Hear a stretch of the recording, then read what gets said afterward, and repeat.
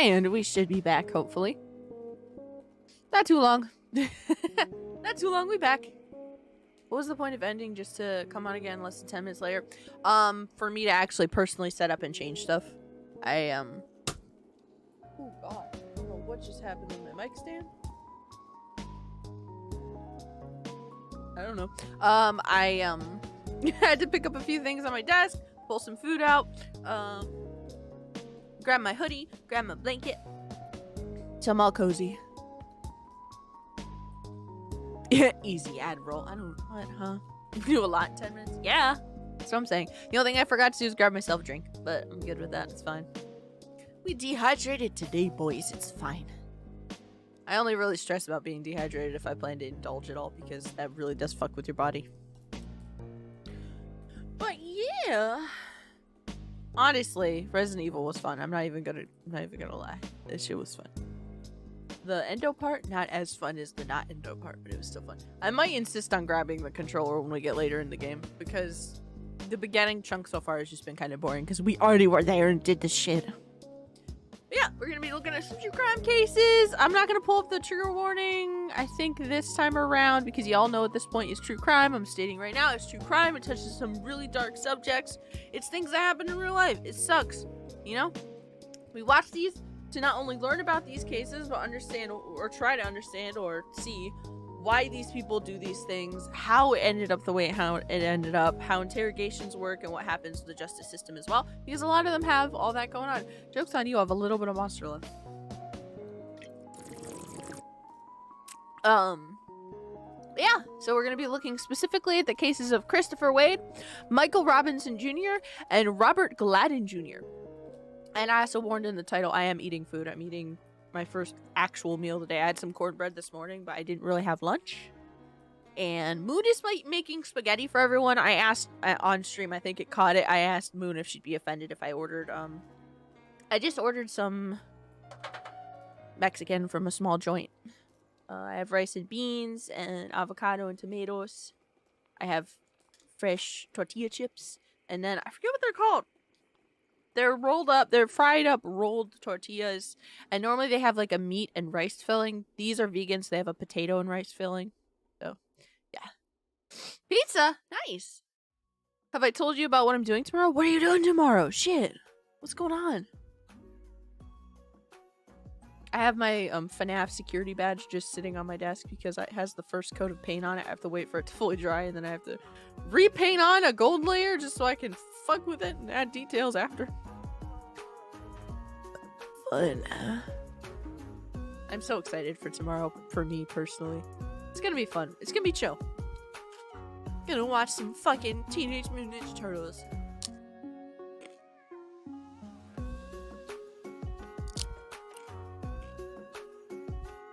Yeah, that's what we're doing. Yo, same, brother! Holy shit, twinsies.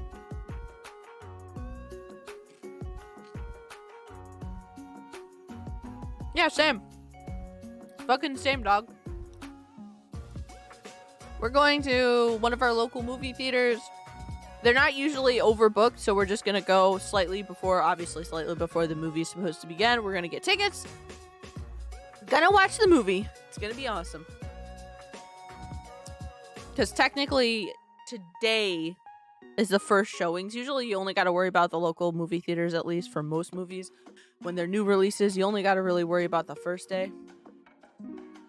And then the second, it's usually a lot better.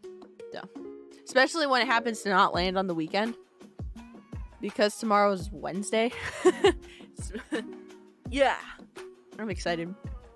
I got a Teenage Mutant Ninja Turtle shirt to wear. That looks heckin' dope. It's like a gray Teenage Mutant Ninja Turtle. It's like a gray t-shirt, and then it has one of the retro Teenage Mutant Ninja Turtle designs on it. And then I have a slap bracelet that looks like it's got goop on it. I figure it kind of matches the theme. And then I got some green makeups that I'm going to be playing around with, just for like a light look, just so it kind of matches. Yeah, we're just gonna do popcorn and green, obviously. Oh my god. Dirty minds. God damn it. God damn it. Dirty minds. We usually just do, most of the time when we go to the theater, we usually just do the popcorn, because the movie theater we go to, their popcorn is actually vegan because the butter that they use is actually oil. For a lot of theaters, actually, it's an oil mix, so it's vegan. And then soda, obviously. Anything extra, it usually doesn't happen unless we're really excited and we're blowing money on it. Because, you know, shit be overpriced. Yeah. That's the plans for the first half of tomorrow. I don't know, like I said at the end of the last stream, what's going to happen for the second half tomorrow. I might stream, I might not. I don't know. I haven't fully decided. I might decide to do stuff on my laptop instead. If I do that, then I obviously won't be streaming. I'm just going to wear my favorite outfit, which happens to have many, many pockets to stuff candy in. Fair enough. Fucking facts. Fucking facts, dog. But I'm very excited because as soon as I think I fucking fangirled over it on the channel when it was announced, because I was just like, holy fucking shit, guys. And it's gonna be released right around my fucking birthday, dog. Same fucking week, let's go. So yeah, I'm excited for that. It's gonna be fun. And then Thursday, we're gonna be doing, I think I said Fortnite in the morning. Don't quote me on that because I'm slightly out of it. Yeah, we're gonna do some Fortnite in the morning because I don't have to leave for work until like 2:15 p.m. But I am stuck at work until 11:30 p.m. that day. So it's like, I'm excited though. I am. But yeah. Let me go ahead and pull up the actual video. Hey. Capture methods. We'll do window capture. Yeah. Okay. Boop. Yeah, there we go. So last morning, there's this fucking true crime, dog. Bad shit happens. If that's not your thing, then I respect it. It's a very chill true crime this time. I didn't really look up anything extra about the cases. I was just like, you know what? We're gonna watch some videos. It's gonna be chill. It's gonna be fun. This week's scheduling was rough, so there wasn't a ton of streams planned because I didn't have a lot of free time. Moving into obviously next week, I'm gonna have 4 full days off, so we're gonna be doing some shit. Plus, I'm definitely getting high for one of them, and it's gonna be awesome. I think the only thing I'll be buying from the cinema is popcorn because bags of popcorn from the store are loud, and I don't want to bother anyone. No, that's fair. It's valid. Yeah, I mean, sometimes my family would do the whole let's sneak like really like theater boxes of candy into the movie theater because most of the time they don't care. They don't give a shit. Like they don't check your fucking pockets. But like this time around, we're just gonna do popcorn and soda as far as I'm aware because it's gonna be the first half of the day. You know, we're already gonna have breakfast in our stomachs for the most part. I might not have breakfast, but I don't normally do breakfast. It's fine. But yeah. So this is when a killer doesn't realize he's being recorded. This is by Explore With Us. We've checked them out before. They have the fucking, I'm not looking forward to the red circles and the arrows, but, you know, whatever. I just admitted he killed my daughter! Wait, what the fuck? That started, okay. Why is the fucking audio quality so poo-poo doo-doo? Meme stream was last week. It's not that I don't feel emotion, but I keep a very tight rein on it. I used to go to high school with him. He was creepy to me. There was death, the high priestess. Killed my goddamn sister. Why you gotta bring fucking tarot into this shit? God damn it. I think that was tarot. Max Porter was very protective of his little sister. The two remained as thick as thieves all throughout high school. And when Max went off to college to major in massage therapy, Lee followed him as soon as she could, even going into the same major. Unfortunately, these siblings couldn't be joined at the hip forever. And when Max moved to California that would be weird. College, Lee began to struggle. She fell behind in school and eventually dropped out. At 19, she began a relationship with a 38-year-old man named Jesse. According to interviews with Jesse, it was while dating him that Lee found herself immersed in a world full of parties, drama, and heroin. This went on for months, with Lee's friends and family noticing her rapid decline into addiction and depression.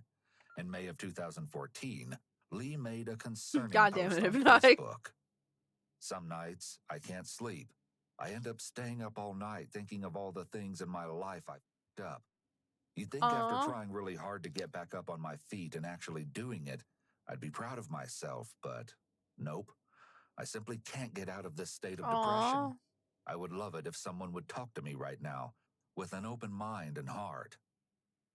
Lee's DMs were soon filled to the brim with people reaching out to help her. One of Aw, the there many you friends go. and family members who reached out was a man named What is that fucking haircut, dog? What the fuck? Christopher Wade. The two had known each other in high school, but hadn't been incredibly close. Regardless, Chris reached out and told Lee that if she ever needed someone to talk to, he was always there. Seeing him as someone who cared about her well-being, she began confiding in him about the struggles she'd been going through. Aw, Jesse was she needed planning a on moving away in therapist. order to get clean, meaning Yeah. Lee was about to God be damn it. homeless. She also told him about her struggles with addiction. Despite the bad choices she'd made, Lee wanted nothing more than to get her life on track, and she was determined to get sober. Eager to Aw. help his friend, Chris offered to be her accountability partner on her journey to sobriety, and he even offered to help her move into a friend's house on June 3rd. With some hope for the future, Lee was looking forward to June 3rd and getting her life on track. However, the date came and went, and those closest to Lee realized that no one had heard from her in Aw, over shit. 24 hours. While it might be normal to go days without hearing from a friend or relative, Lee always kept in contact with people, and she would Why is update it her the people? I Facebook hate page that. multiple times a day. Silence from She was her could doing only better. mean one thing. She was doing Something better. was What the terribly fuck? wrong. The last thing Renee, Lee's mother, had heard from Lee was that she was planning on going to Chris's apartment on the 3rd. Renee called Oh, Chris shit. to ask if Lee was with him, and he told her that Lee had left his apartment on the 3rd and had gotten into a mysterious truck.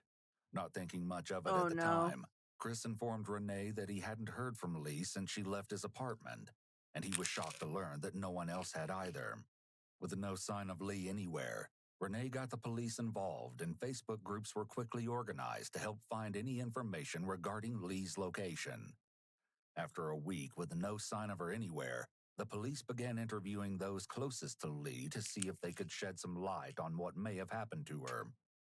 Eager to find her, Chris spoke to police in the hopes that maybe he could help them track down the mysterious truck he had seen Lee get into. The following mostly never-before-seen footage has been analyzed by a qualified team, including a licensed attorney, a licensed swear to God. clinical psychologist, I'm gonna keep and a a fucking. licensed professional counselor. I need a tally on screen for some of these channels though for the fucking red circles. Actually came and spent some time with you. Yes. You kind of repeated that story. I love how you can always tell who the killer is because they have the most degenerate haircuts.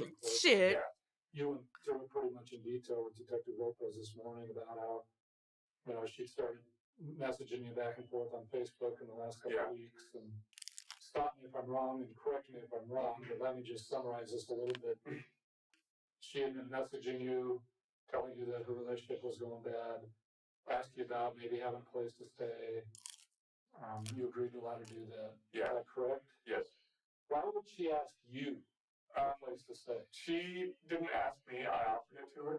Okay. And as far as it wasn't that it was going bad, it was that she had already broken up with her boyfriend. I asked her if she needed a place to stay or if she needed money or anything like that. She never asked me for money, but she did initially take me up on having a Aw, place to Sour. come I'm sorry, back dude. on her feet. That sucks. As soon as detectives begin questioning Chris on his relationship with Lee, his hand comes up to his face. This could be a sign of discomfort and self-soothing, which detectives will likely take note of. No, what However, the being fuck? in an interrogation in front of police would make anyone uncomfortable. Tell me, Chris, why would you be so generous? Good, good, Sour. Place to be used by a young drug user. I guess the best answer to that would be is because she's a friend. And I'm extremely loyal to my friends. If any of them, even the ones I haven't spoken to in years, were to ask me for it, I'd give them the shirt off my back.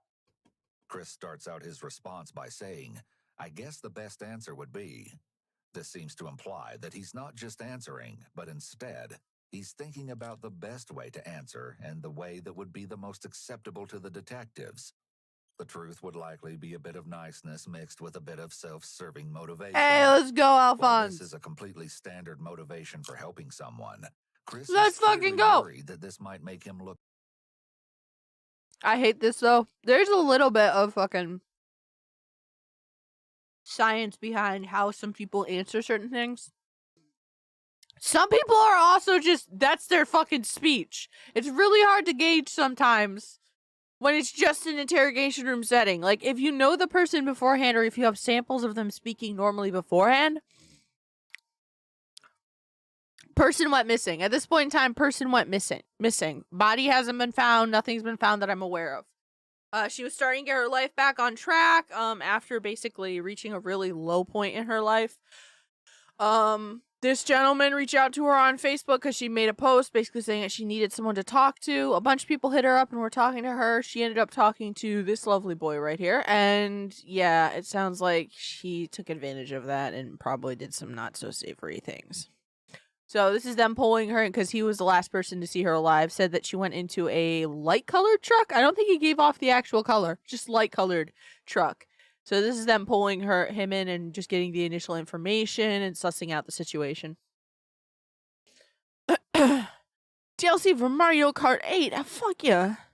You don't know how tempted I am to get Mario Kart on the fucking Switch. I haven't fully decided, but I should probably get it. Look suspicious. I His love words Mario here Kart. are likely a slip-up, as they show he's more interested in giving the best answer Get rather Mario than the Kart. truth.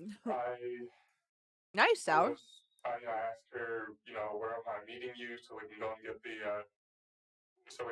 your stuff. But before that, get Luigi's Mansion. Tried asking her several times on that, but she never really It has Rosalina, which makes it good. Valid. Did she ever get mad at you and act like you were crying? No. Not to my knowledge. So during this most recent time when she was spending time with you, what the fuck is that note for? No, she was very depressed. Yes. Don't fight. Around 1 o'clock, Thirsty bitches. Rosalina's a good fucking character. I don't know what you're talking about. This time you were with her, did she talk about her drug problem at all? Nice, Sour. No, I asked her how she was doing, and she said she was doing good, and that she hadn't had any temptations or hadn't been using again. Did she seem like she was high at that time? Not really. It seemed, now that I think about it, that she was more coming down off of it. So she was just starting to kind of get her life Chris states that he together when believed she Lee went might have missing. been coming down off of a high. The short-term effects of coming down would be an elevated heart rate, elevated breathing rate, and an increased blood pressure rate, making the individual seem almost panicky. From how we've heard Chris describe Lee that Cosmic day, mommy. she seemed to be calm and quiet to the point of appearing depressed. Based on this description, it seems unlikely that she was actually coming down off a high. No. She was depressed. What did you mean by that? She had told me she was. She told you she was. Yes. She texted, I am depressed. She texted me on Tuesday morning and said, We are all just talking about fucking. What the fuck, Doc? What the fuck? Fuck y'all mean no, true. Hypnotic is not thirsty for Space Mommy. Confirmed. I'm feeling kind of depressed. Can we hang out? Okay. And so I said, okay. And I was making sure that I was trying to keep her as Let's fucking go. optimistic as possible. How are we doing?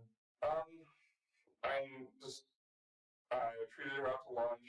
I was being as courteous as possible to her, asking her, you hungry? You want something to eat, some snacks, something to drink when we got back? And she seemed to be somewhat receptive to that, but throughout the whole time, the smiles never went to her eyes. Huh? She wasn't actually smiling. Normal smiling will cause the eyes to start to crinkle a little bit, to squint. But when she was smiling, it was just with her mouth. There wasn't any eye movement. So what does that say? Fair. tells me Husbando that material, yeah. That she was telling the truth when she was depressed. But now that I think about it, with her coming down, it just might have been that she didn't like lying to me. Chris is a student of criminal justice at Everest College. Oh, so this shit. observation may be something he picked up in a class on nonverbal communication and behavioral analysis, though it also indicates that he was watching her very closely. So you guys were together then that afternoon after you've eaten at the restaurant? Yeah. You're back at your place playing video games? Yes. How long did that go on for, you think? I think it went on for maybe 2 hours or so. A couple hours? Yeah. Does she bring up the depression issue anymore? No, she doesn't, but I still keep an eye on her. So you characterizing her behavior then that afternoon as being depressed? Is that what you're saying? As depressed, but not self-destructive. By stating that Lee seemed depressed, Chris appears to be leaving open the option that Lee might have taken her own life. Bruh. We were just getting ready to get back in the video game, then she... No, that's kind of valid, Alphonse, a little bit. I can kind of see it. Her go as far as she wanted. Then when it led to the bedroom, we kind of flip-flopped between who had the wheel, so to speak. Well, before you actually went into the bedroom, was there some discussion about that? Alphonse literally said just to spend time with. You can... There are so many characters that would be cool to just chill with and not necessarily bone. I broke it off and I asked, "Are you sure about this? Is this... I'm not asking you to do this. I made it very clear that I was not wanting to impose that on her or any sort of implication towards that." Did you end up using a condom? No, I did not. So she didn't ask you to, and you didn't have one? I offered to, but she said no. Was there ever any concern on your part that maybe she'd been pretty active and possibly you were putting yourself at risk for an STD? And that's always a possibility with anyone you meet, but... Y'all be fucking safe. Really Jesus Christ. Really? I think these fuckers are jackasses, damn. No place to live and... It seemed to me... Why is there... I didn't even bring it up again. I feel like this is every single time we watch an interview. There's a fucking... There's always a bald motherfucker in here. There's always a bald motherfucker in here. Is it just like if you've reached a certain rank of like detective, you have to be bald? Yeah, but I was talking about thirsting for Wario, and he called attention to a wiggler, a bug. Again, bro, and then he said fucking just to chill with. Not to bone. What the hell? There's always a fucking bald detective though. Or someone balding. No, I'll even take that back. There's always a bald motherfucker. Hey, platonic interests are just as fucking valid as romantic interests. Calm your shit. And everyone wants to bone everything. Yeah, Zivel, when I am on my 5th year of detectivery, I have to shave bald and make it shiny. I was just like, bro, it's every single fucking interview. Every single interview video, there's always one bald bitch. I'm saying that a lot, but... Maybe it's the stress of the job. I don't know, bro. The way she was wording things and the way she was talking, that she hadn't really gone that far to get drugs. And I got sort of a confirmation from this from her boyfriend, who admitted to using with her for a while, but then started cleaning himself up. That she didn't really like the idea of paying for something. Although the detectives don't know it yet, this statement from Chris would later play a vital part in their investigation. Oh shit. Afterwards, she just asked, you know, "I'm tired, can I just pass out for a while?" And then about, I don't know, an hour and a half back. As he speaks, Chris has been engaging in a lot of face touching and stroking behaviors. This kind of continuous movement. Stroking behaviors. Can indicate doubt or uncertainty.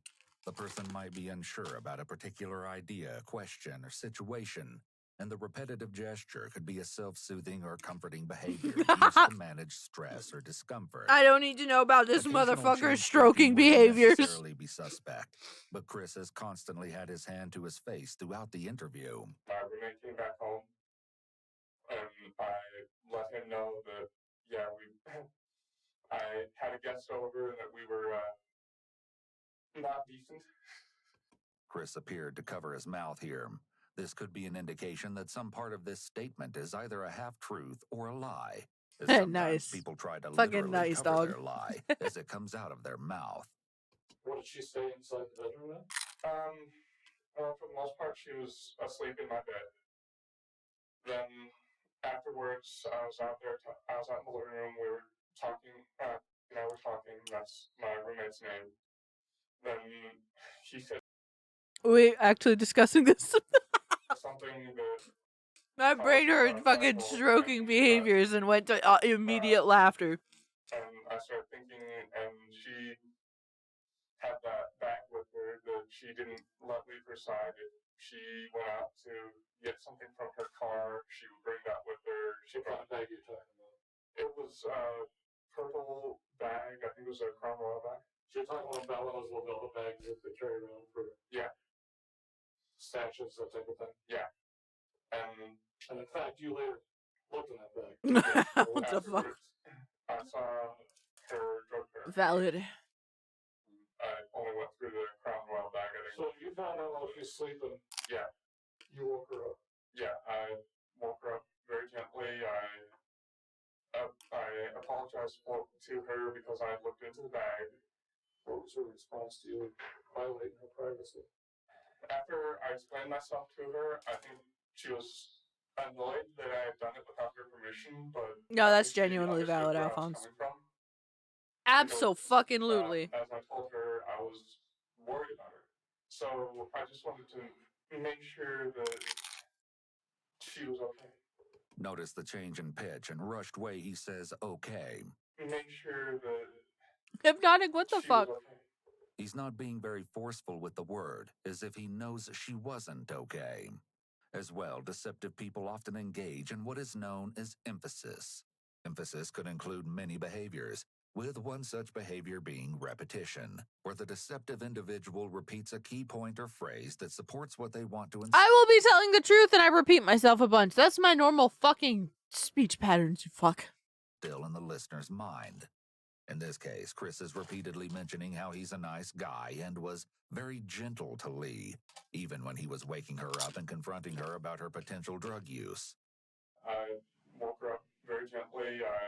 It's possible that there was a time when Chris was not so proper and gentlemanly with Lee, so he may want to emphasize this supposed gentlemanly side of himself in order to hide his darker side. After I woke her up, she still seemed kind of depressed, but not as much. So after you woke her up to confront her about the drug paraphernalia. Yes, and she still seemed kind of depressed. So I did what I don't normally do. If someone asks me to do a tarot reading for them, I will do a tarot reading. Motherfucker, why you gotta bring tarot cards into this? Fuck off. I will ask if they would like me to do a tarot reading for them. After I laid out the cards, the first thing that popped out to me were that there were 3 of the major arcana. Those indicate something significant. Show me what you did. Okay, well, I mean, it's better if you show it and explain it because I'm completely lost. Notes about some of Chris's past tarot readings would eventually make their way into the hands of law enforcement. His entries clearly express just how seriously he took his interpretations of the meanings behind the cards. One note in particular was especially ominous. It read as follows: The Devil Reversed. This is a curious card to reveal in this position. The devil represents the base nature of man, the primordial chaos as opposed to the reasonable order. The devil is known as the sin card, representing murder, lies, deceit, trickery, and other such things. It is Not unclear trickery. which meaning is right. Based on the position and the reversal, I was gonna it say. could mean that I must stick to the straight and narrow. Transversely, it could mean that in order to get the results I desire, I must do something morally wrong. What the fuck? Or it could just mean I'm going to get laid. Huh? Wow. Hypnotic, why are you in a fucking attack mode, brother? Why are you in attack mode? What happened to you? Do you need help? I haven't had those since probably elementary school. What? Oh, hey, Miss Wicked, how you doing? I love how it's like you have this really fucking large, like, this is what's known as in the very end, or it could just mean I'm gonna get fucking pussy, dog. Like, what? Huh? What did you just, What? Time, it seems the meaning behind the card became all too clear for Chris. Shit. The cards I used, I remember two of them well. I'm about 95% sure on what the other three were. There was Death,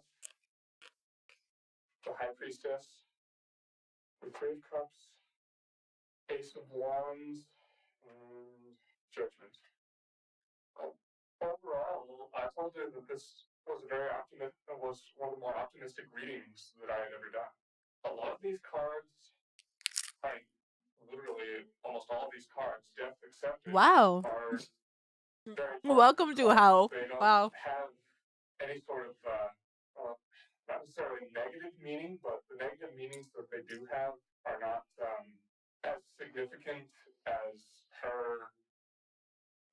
she would come to physical harm. No, he is not, Miss Wicked. So He pulled out his tarot cards because it involves something that he did the day beforehand with the person who is now missing and probably dead. As well as what she had told me, that this, though it may not seem like it at a good time, is actually going to be very good for her. Following this statement, Chris can be seen rubbing his face, which is another sign of his possible anxiety and lack of confidence. Detectives then pivot and begin asking Chris for more He's information Yu-Gi-Oh! regarding Dueling the them mysterious for it. truck that I would pay to watch that shit. That'd be so fucking hilarious. But dude, bonus points if it's the OG cards, dude. I would love to see that. supposedly picked Lee up that day. I would fucking love to see that shit. Oh my god. I left either a message or the phone notified Holy her, fuck. gave her a notification. How would they have even known where she was at? Honestly, I thought that was her ride. I didn't know if she had a car or not. Because she said she needed my car to help with storage for moving. So I thought They are pretty cool, she zombie. didn't have a car and that she had gotten a ride up here from someone else. It wasn't until Friday afternoon, His K-pop cards, when or her brother yeah, Max called me, that I even realized she even had a car. he has cards that has This his is babes on him. actually a Duh. lie. Lee's car was found abandoned at Chris's apartment complex. Not only does this show that Chris is being dishonest, but it also calls into question why Lee would get into My a fucking mysterious magic truck cards are if cooler her than vehicle all you was guys' littered. cards. Had she been planning on coming Takes me back? back to fucking middle school. Goddamn. She would keep that bag with her at all times. She went out to her car. There are many. Yeah, it's a whole market. They know how to cash in on motherfuckers that are just simping for people, bro. They fucking Here, know, Chris is dog. caught in another K-pop of has that many shit on lies. lock. When confronted over his conflicting statements regarding Lee's car, Chris stops talking and can be heard taking many deep breaths.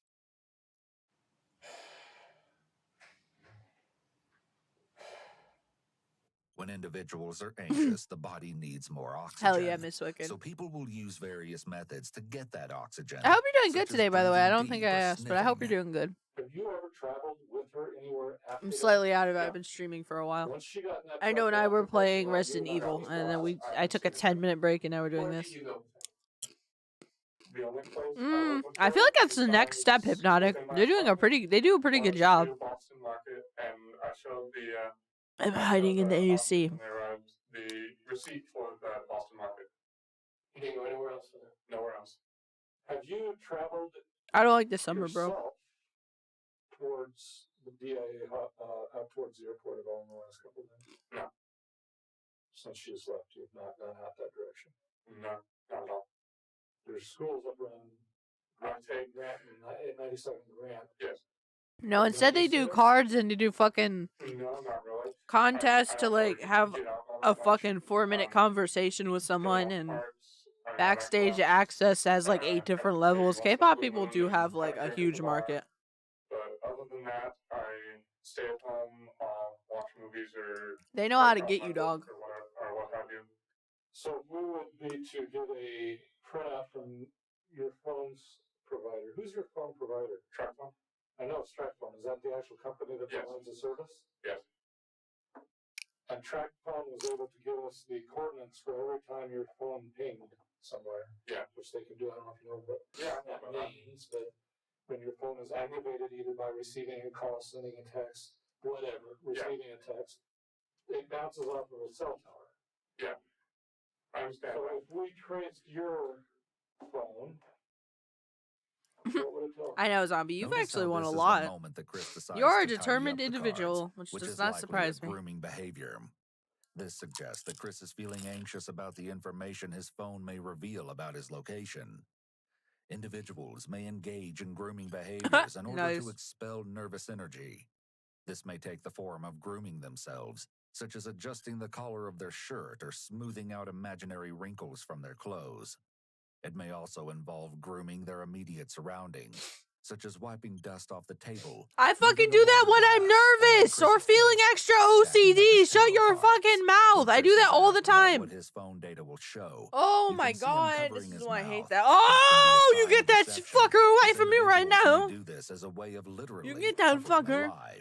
Now that detectives know the supposed story of what We've happened come to so Lee far, on we used to June hide from 3rd, people like it's cops time from for being them to burned ask to now Chris some proving our innocence hard-hitting through our questions. crafts to them. Unbeknownst to him, they've been doing Yeah. their research on him over the past week, and they've discovered some very disturbing information straight from Vicky Wade, Chris's own mother. Oh shit. Can you fill me up in a little bit of Christopher's history growing up? Yeah, he went into the Army. How did he do it? He did some deployment time? He did some deployment time. He started having nightmares in deployment, and they sent him back. Okay. Did he get discharged?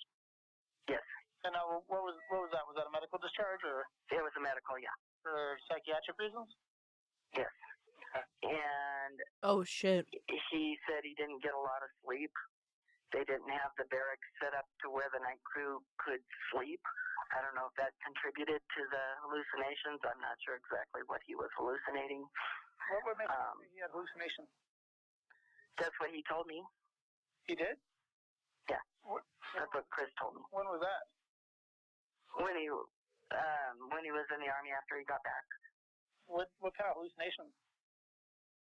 It's possible that the stress from the deployment triggered Chris What the fuck is that pose, dog?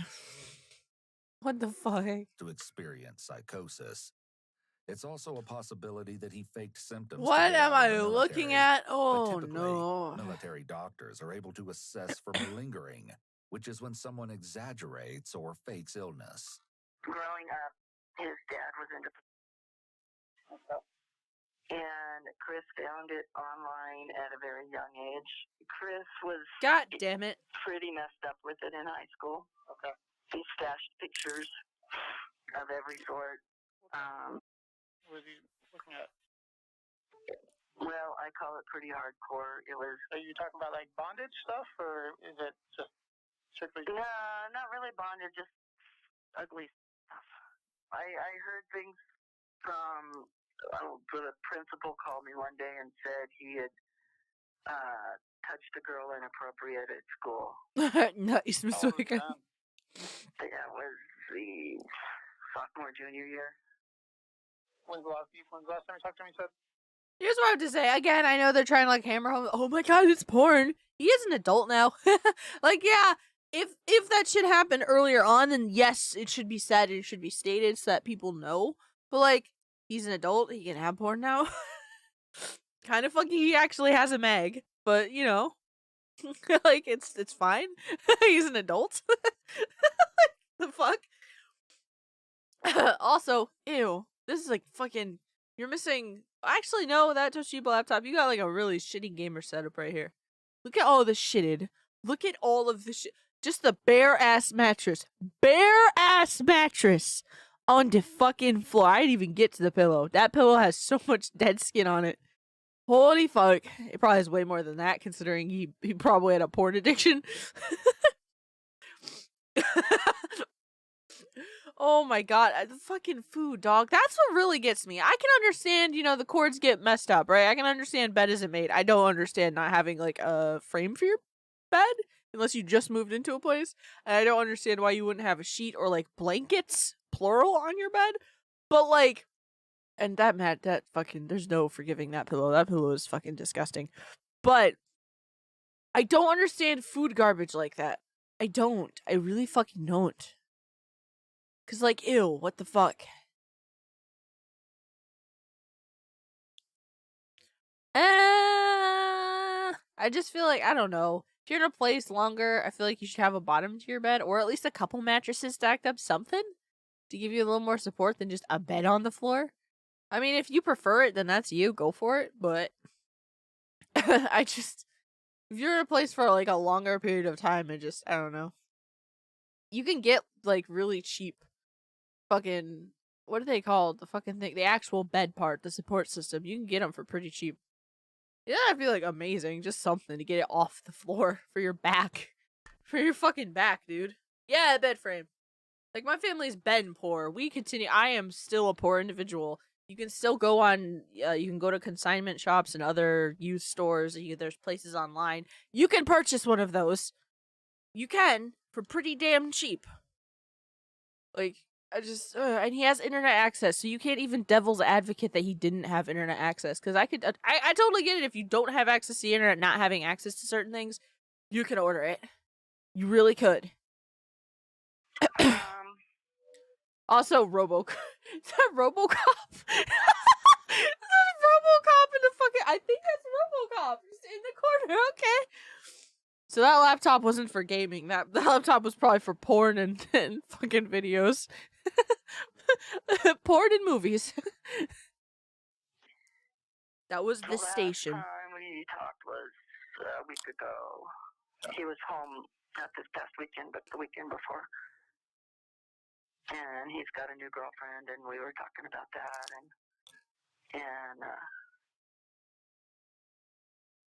it actually kind of is, though, hypnotic. Oh, you have mental health, Game Informer. God damn.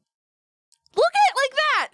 I cannot... Root beer. Look at all of the fucking shit everywhere. That's what I'm talking about. I get it if you have shitty furniture. I get it, like, if you don't have the resources for A, B, and Z. Motherfucker, you can pick up your fucking garbage. You can do that. That is within your control. That's what I get annoyed at.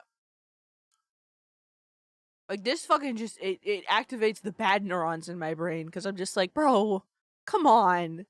You gotta empty everything for food there. You got Cheez-Its, you got root beer. 2 different types of root beer. You got Mountain Dew, you got fucking cigarettes. Ew. Like, come on. Chewing tobacco. I didn't catch the chewing tobacco, but I got the cancer sticks. Is that the tins over there? Because I know that usually comes in a tin. Root beer. You have a store brand and you have mug. But like, bro. In this situation. What are your concerns? But yeah, no, the whole like veteran situation, or like you being in the military. We're gonna discharge you because your mental health isn't great, but we're not gonna really provide you any resources to, I don't know, help with that. That's fucking silly, dog. Talk to me. She's pregnant. Not by Chris, but by another. One of my best friends growing up, their house was constantly... Oh my god! Oh, I love the pinnacle of this fucking photo is that fucking Dr. Pepper. It's open and it still has some in it. Yeah, that's about fucking right. And again, I don't want to come off like an asshole, but for me, the whole thing is like, okay, like I can understand you're having a bad mental health day, right? And you can't pick up your fucking, like your... insert whatever here, clothes, DVDs, movies, video games, cords, whatever. You need to like actually take time to organize that shit later. You're like, you know what? Today, not into it. You fucking drank that entire Dr. Thunder and you just left that bitch there. You could have walked to the garbage can. You could have walked it to wherever you put your fucking bottles, dog. Like, that's what annoys me, because that is well within your realm of control.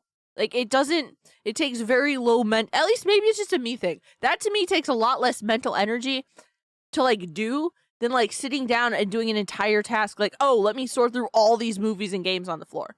That would be like a whole fucking 45 minutes of me dicking around just sorting the cords there and the fucking DVDs and shit. But like it takes 2 seconds to grab that Dr. Thunder and that Dr. Pepper and run to the kitchen. Huh? I fucking can't, bro. But yeah, one of my best friends growing up, their house was constantly like this, and it pissed me off. Trying to rescue And their parents vulnerable just didn't women care. seems to be a pattern I'm of like, oh Chris. my god. Not only did he do this with his pregnant girlfriend, but he also tried to do something similar with Lee, offering her a place to stay and some money as soon as he learned she was down on her luck and recovering from an addiction. That's suspect, I dude. asked her if she needed a place to stay or if she needed money or anything like that. This grandiose complex may make Chris feel like the savior or hero. I'm so glad I who is have major protecting all OCD. of these women. See, because I have like depressive issues, I've had, and because it's hard for me to focus on tasks, that's the other thing. I get distracted really fucking easy. Like I said, the whole like the pile of things there, it annoys me to see that, but like I can reason that to be like, okay, maybe you had a bad day, maybe you got up out of bed, you know, you made a mess the night prior or whatever, you rolled out of bed and you're just not in a good mental place. And you're like, I'm not doing that right now. I will do it later, and you will probably do it later. But like, I cannot fucking with the fucking garbage. There's actual garbage just on the floor. How many empty bottles of there's no one right there? How many empty bottles of soda? How much soda did this man fucking consume, my guy? And that looks like a fucking hamster fucking cage in the back. You guys can't see my cursor. 1 second. You guys get to see my fucking cursor. This looks like a fucking hamster cage in the back, and it scares me that he was in charge of a fucking animal when he could not keep his place clean. I can't, man. I fucking can't. The past stuff. Right. Armed with The this camper I'm disturbing in looks a lot like that right now time because for it's too hot detectives during the day to confront move around, and Chris. when it's cool, my mom makes me clean their camper. But that's what I'm saying. Like, I feel like actually picking up your garbage, right? So, like, literally, I just ate a thing. Here's a piece of garbage. I feel like it's easy to either stuff that in your pockets so that when you pass the garbage can, you can throw it out, or just go to the garbage can. It's a 2-second process. I understand if you have, like, small messes build up, like, oh, I don't want to fold the laundry right now. Oh, I don't want to put away the laundry right now. I'll do it sometime later today, especially when it's hot out. I get that. I'll do it, you know, in the evening or whatever. But, motherfucker, like, the actual garbage, the trash on the floor, you have no excuse. Unless there's something going on with your garbage can, you don't have access to it. You probably slipped the hamster some yummy chewing dip. Ew. Chewing tobacco is disgusting. I'm just gonna throw that out there. Like, I hate cancer sticks. You guys know I hate cancer sticks for obvious fucking reasons, but I'm glad I never had to deal with fucking chewing tobacco. Like, my grandfather doesn't touch the stuff. My grandmother had an issue with cigarettes, but she never touched chewing tobacco. I'm so glad, because that shit is disgusting. Right, but my mom won't make my brother clean up after himself, and then, yeah, no, that's bullshit. That entire situation is bullshit, Miss Wicked. I'm just saying in general, like, as a person in your own space, right? Like, your room, whatever you deem your space, right? You can fucking pick up the garbage. Like, I constantly have one area of, like, my space that needs cleaning. Usually it's my desk that usually needs to be tidied up, but it isn't always usually food garbage. It's usually, you know, the cords are messy, or controllers are left out, or, oh, I did a craft project on it and there's still, like, something sitting, that kind of thing. I can't, bruh. Ew. Ew. Cleaning the toilet is disgusting when you share a house with people. None of my family members know how to flush, and I hate it. I never thought I'd prefer to actually use, like, public restrooms, but that's one of the reasons why I'm glad that I have a job. I don't have to deal with that. Literally, whenever I'm home, every time I go to use a toilet, I have to fucking flush that shit. It's gross. It is gross, dog. Yeah. And you know, they're being accusatory towards us. Yeah. Directed at you, and they're upset at you about this whole thing. They think you took advantage of her. Yeah. And on top of that, they actually think that you did something to her. Our house has always had the singular bathroom. Honestly, I don't know where. I was always slightly jealous of the people that had, like, an upstairs and downstairs bathroom. All that well, but Because, like, what the fuck? okay. It's coming from family, friends, and specifically related to your mother. telling people things about fantasies that you had in high school? Well,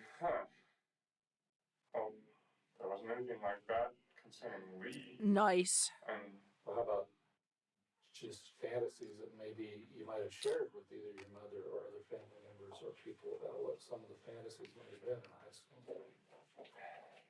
honestly, my fantasy life is private. I keep that completely separate from my normal life. And Well, most people do. I wonder if he Not that expected his own actually mother it's to speak out out there. against him. We have people telling us now that you had fantasies in high school of wanting to kill women and bury them in the woods. He said that he went out one night. Huh?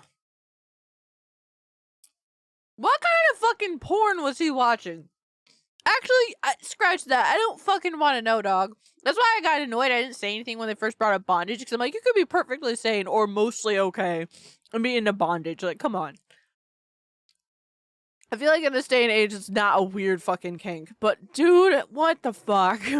That, for me, is not a kink. Like, what the hell? Yeah, I just wanted to, like, violently murder women and bury them? What? You what? You huh? In high school? In high school, dog. In fucking high school. What the hell? Why don't you just fucking watch hentai like a bunch of other people? What the... What the fuck? What the fuck? And we didn't know it, and we went. My mom some used to girl's yell at me when I trailer, forget to flush because and I went can home forget like and that. I ended even up used the bathroom after standing kidnapping up and and taking was her the out only in the woods. one. Bro, she's supposed to. Oh, The God. dog Ew. started barking or something, and so he got Something, scared. dog! Anything but like fucking. Did he say what his plan was to do when he kidnapped that girl? What the fuck? He was gonna take her out in the woods and kill her. Aw, you got From this, how she Miss describes Wicked. it, It'll take it time, but seems you like got Vicky this. heard that her son was experiencing the desires of a serial killer and did nothing to intervene or get him help. While the incident with the girl in the trailer was 5 to 6 years ago, it's likely that Chris's desire to take advantage of a woman never went away. He just learned that it could be hazardous to act on those desires directly. He has a kid So too. he That's what adjusted fucking his scares method. me. This He may have motherfucker had believed a that by child. zoning in on vulnerable girls, he could live out some of his fantasies without as much risk. Like fucking. I feel so bad for that kid, man. hey, that was. I think this genuinely probably surprised him. I don't think he expected his mom to speak up about him. I really think he's just like, oh shit. Trying to remember that, but It seems unlikely that Chris wouldn't remember what the detectives are talking about, No and shit. his acting skills don't appear to be fooling them. Do you understand why? yeah, I understand it. We as the police department and the people that here work here, and now we're looking into this young lady who's missing. Under suspicious, Yeah, I absolutely under understand. suspicious circumstances, in the sense that she's dropped off the map, not made phone calls to anybody that she normally talks to almost on a daily basis. Yeah, I understand. We're getting calls and we're getting contact by the family who said you did something to her. I don't know. I don't know you from Adam, but some of these people know you pretty well. To the point that they knew what some of your fantasies were in high school. Honestly, I never told anyone my fantasies. Not even your mom? No. Did you ever have any discussions with your family about your sexual orientation? No. I was gonna say, do a lot of people discuss their in high school discuss their fantasies, like sexual fantasies, with their parents? Is that normal? The fuck? Because I feel like that's not an average experience, you know? Like sexual orientation, yeah, you know, mom, dad, I might be into, or I am into when you think you have it figured out, you know, like that. But do people normally talk about their kinks with their parents when in high school? Did they ever confront you about that? Did they ever suspect that maybe you might be gay? Honestly, I'm bisexual, but they don't need to know that. That's whatever I do with whoever I do it with is my business. Ah, so he was also dreaming of killing hot men and also burying their bodies. Nice. Equality. Parents or your family? If they have any I love it, dog. They kept it to themselves. Really? Yes. Okay.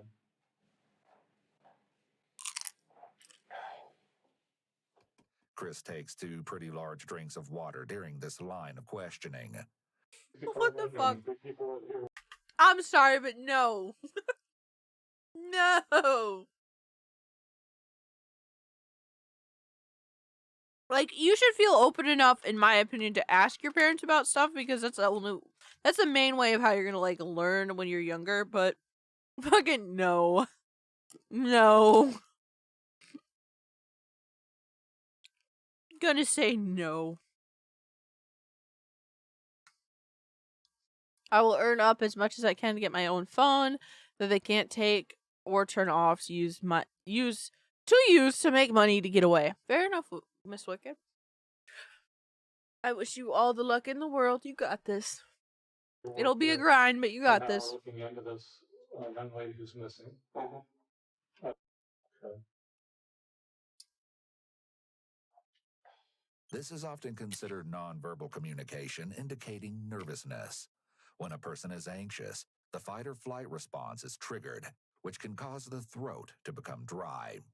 This could explain Chris's desire for water in those moments of high stress when these topics were brought up. Additionally, when some people are nervous, they will drink water or do some other kind of action to diffuse the awkwardness they may feel. The act of grabbing a cup of water in front of them allows them to focus on something else aside from the intense stare of the detective sitting in front of them. Well, Chris, I'm going to ask you flat out, right now. Do you know where Leah is?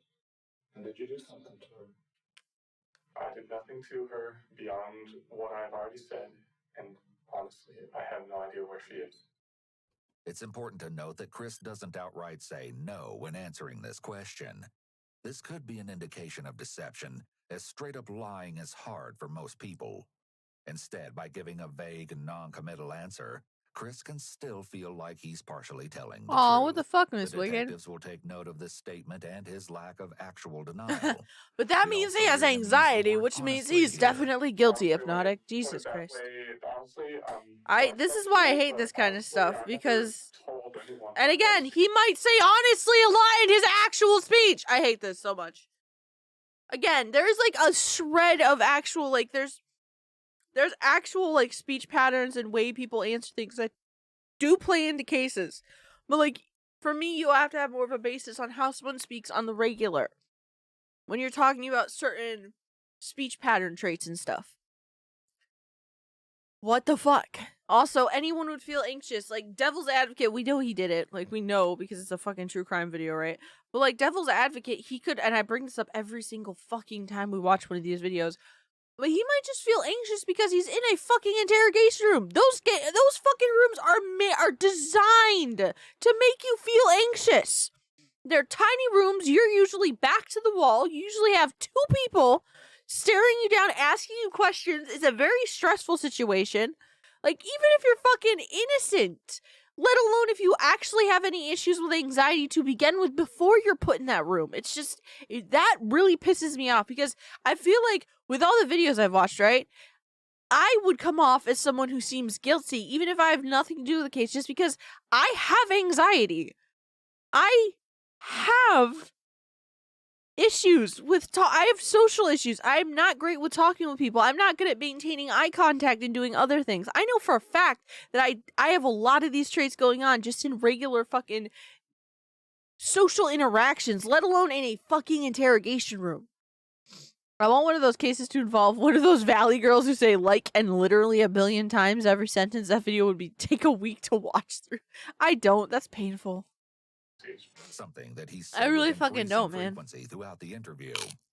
His increase in using this convincing statement is telling, as this behavior often shows up more when someone is hiding something and is desperately trying to convince someone that they're telling the truth, rather than actually being honest. Regardless of what Chris is saying to the detectives, Aw, I'm they sorry, can Miss tell that Wicked. he's That hiding sucks. something from them. So is there a reason why we would find Lee's blood? Oh my god, put that away right now. From your pay?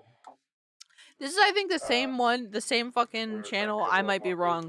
That forever ago, when we were watching a video, pointed out a dude covering his nuts, like lightly cupping his fucking nuts during a segment of an interrogation, and was like, "Oh, males do that when they feel stressed." And I'm just like, "Huh? Boys in the audience, do you fucking do that? You're feeling stressed, you just fucking cup your balls? Is that just a normal thing? I am not a ball haver, so, you know, maybe there's actual fucking... Maybe it's based in fact. I don't know, dog, but... I feel like out of all the times to cup your balls, it wouldn't be in that situation. Oop, I pressed the wrong button. I'm a little concerned that your story about your sheets. Yeah. Chris Bro is on it. covering his I'm eyes. getting fucking bullied, Hypnotic. Why you gotta point it out? Bro's on a diet of flat ass soda. He's probably gonna be thirsty, right? This is the first fucking water he's actually had in years. It's just been straight soda. I love the mix and just the variance of the sodas that we saw in the pictures. Like, man was drinking root beer, Mountain Dew, various types, Coke. Like, there was different types of Mountain Dew. Like, most people like tend to have like a favorite soda, right? Like either a favorite type or a favorite brand. This man just wanted anything, fucking anything, dog. like most of the people I know who actively drink soda on a regular basis, like they either prefer the store brand or a specific like name brand. They don't mix the two usually. That's the biggest thing that from those pictures. I was just like, huh? Soda, chocolate milk, and lemonade free. It's been so long since I've had chalky milk. I need to make some chalky milk. I need to get some chocolate syrup, dog. My food's done. I just ate food. I'm good. I'm good, dog. I might steal some later tonight because what I'm probably gonna do is stay up tonight. Because honestly, I have tomorrow off. It doesn't matter. And I'll set an alarm and I'll try to get up tomorrow morning because we're gonna be leaving hopefully earlier in the day. The movie starts at, I think, 11:30. I had to double check, and I gotta hit mom up. It starts at 11:30, so plan, I was hoping, was to leave at, like, 10:45. Because I want to get there ahead of time in case there's any type of line. There shouldn't be, I would think, from my experience with that theater, because today was the first day of showing. Today would be, I think, the day that you'd really have to worry about getting tickets. I have Friday off because my work building is undergoing maintenance. Pog! Put that shit down. It's clean. I cleaned it. Thank you. Yeah, I'm painting my Freddy Fazbear security badge fucking gold. I need to do like 2 more layers on it, and then I can do details with rusty gold and with, what is it? Fucking antique copper. Yeah. Rusty gold, I forgot the fuck else. Yeah, just different colors. And they are making us leave at 5 a.m. on Friday since my Thursday shift goes into Friday. Nice. This man probably makes smoothies out of chewing tobacco and expired. Oh, ew. Fucking gross, man. Ew. Known as eye Ew. This is a clear indication that he doesn't The fucking like where this consistency of conversation that is would going, still be and fucked, there's even if you obviously tried to make a something about smoothie. this particular conversation Ew. about the sheets that he doesn't want to think Oh, about so did or his bed hear. normally have sheets? He just ripped them off? My pillows are currently on my bed. As far as the sheets, I have no clue. How do you not, huh? How do you not know? For the most part, you know, checking stuff in the laundry pile isn't something you really remember all that much. Like, look at that, there's soda! Even in his laundry, he has soda! He got Dr. Pepper just sitting there. God fucking bless, man. Like, what the hell? So, it was routine, and it was covering the duffel bag, so when she grabbed the duffel bag, she might have thought that was just hanging out of it, and she'd stuff it in there. Chris uses a selective memory statement, I have no clue, quickly followed by an exclusion qualifier for the most part. He also begins fiddling with his collar and ventilating his shirt. Though this is sometimes seen as a sign of lying, this movement is more clearly an indication of someone's anxiety, as they may be growing hot or uncomfortable as their body temperature, sweat, and blood flow increase due to stress. Ew. That, combined with him nervously rubbing his neck, constitutes a cluster of deceptive behaviors. He's clearly feeling And that's the how a stress lot of the people do it. It's interrogation like, here. Right? That's how you always hear it for the fucking the body language stuff, right? It's like, oh, well, one or two things might not be a sign of something, but if it's a cluster of X amount, I'm like, I don't know, man. Because again, if you already have certain issues, you're gonna check all those fucking boxes. You're just going to check all those boxes. You didn't get rid of the sheets? No. Intentionally get rid of the sheets because maybe it had blood on them? No, sir. If you did, no big deal. Tell us that. If you did it, Yeah. and because you're freaked out, there's blood on there, she's missing, you're thinking, oh, people are gonna think the worst. I better get rid of this. I understand that. Yeah. I understand that. Okay, but for you to tell me, I don't know what happened to him, that I don't understand. So Because that's what I really do not understand. And if I had gotten rid of the sheets, wouldn't I have gotten rid of the pillow too? Why would I keep the pillow but not the sheets? I don't know. Well, did the pillow have a pillowcase on it? No. Did it? No. It seems inconsistent to us based on the condition of your apartment that you would be all of a sudden in the middle of that experience taking your sheets and taking them off the bed. It was afterwards, as I told them before. Yeah. It was Even afterwards. Yeah. I mean, She went up and used the it restroom. seems kind of bizarre that all of a sudden I got to take the sheets off of my bed. You understand? I mean, Yeah. let's face it, your apartment's not exactly the tidiest. I'd be the first to admit that. So why all of a sudden after you're done you've been sleeping on this bed for hours, would you decide, oh, now is the time that I need to pull these sheets? That is kind of sussy, dog. That is just a little sussy. Honestly, when you put it that way, it doesn't really make much sense to me either. Yeah. But it seemed like the thing to do at the time because I did laundry the next day, so I didn't want to forget about it. Note how Chris is rubbing There's his nothing neck, wrong with face, cleaning and up your jaw space while after the answering sexy time, questions. but it's These kind of self-soothing convenient, brother. behaviors are all It is signs so of anxiety. convenient. As the detective's questions begin ramping up, so do Chris's signs of anxiety. Which again, even if you're a fucking, Okay. even if you haven't done shit in that situation, you're still going to have fucking anxiety. I hate that. So, think about it again. What's the deal with the sheets?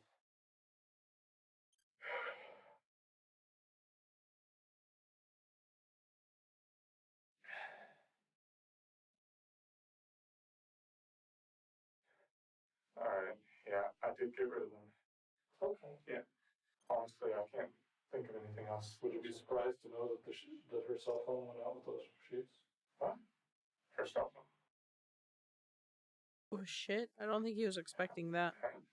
Her cell phone ended up at the same place the sheets did at the dump. Aw shit! I Fucking got him. do not know. Honestly, I saw her leave with her cell phone. How do you know she left with her cell phone? She picked it up. It was sitting by the purse. It was sitting by her purse? Yes. Okay. So from the time she gets this notification, as you refer to it, and the time that she walked out the door, how much time? Well, maybe 1-2 minutes tops. So quick. And now's the time, Chris, that you really need to be honest with us, because scientifically and through the pinging of the phone, we can tell where it was taken to. Okay. So was there a phone with the sheets? And what else was This is not the time to try to cover your tracks. This is the time for you to be honest with us. Yeah, I'm just trying to find the words to say. He probably didn't think he'd get caught. I mean, a lot of these people don't think they're gonna get caught. To try and find the right words because I know that I have been untruthful, but yes, her phone was with the sheets. Okay. Was she with the phone and the sheets? No. Chris, it's time for you to really be honest with us now, because I know this is really rough. She was not with the sheets. Is she lying in the dump somewhere? Oh, God, no.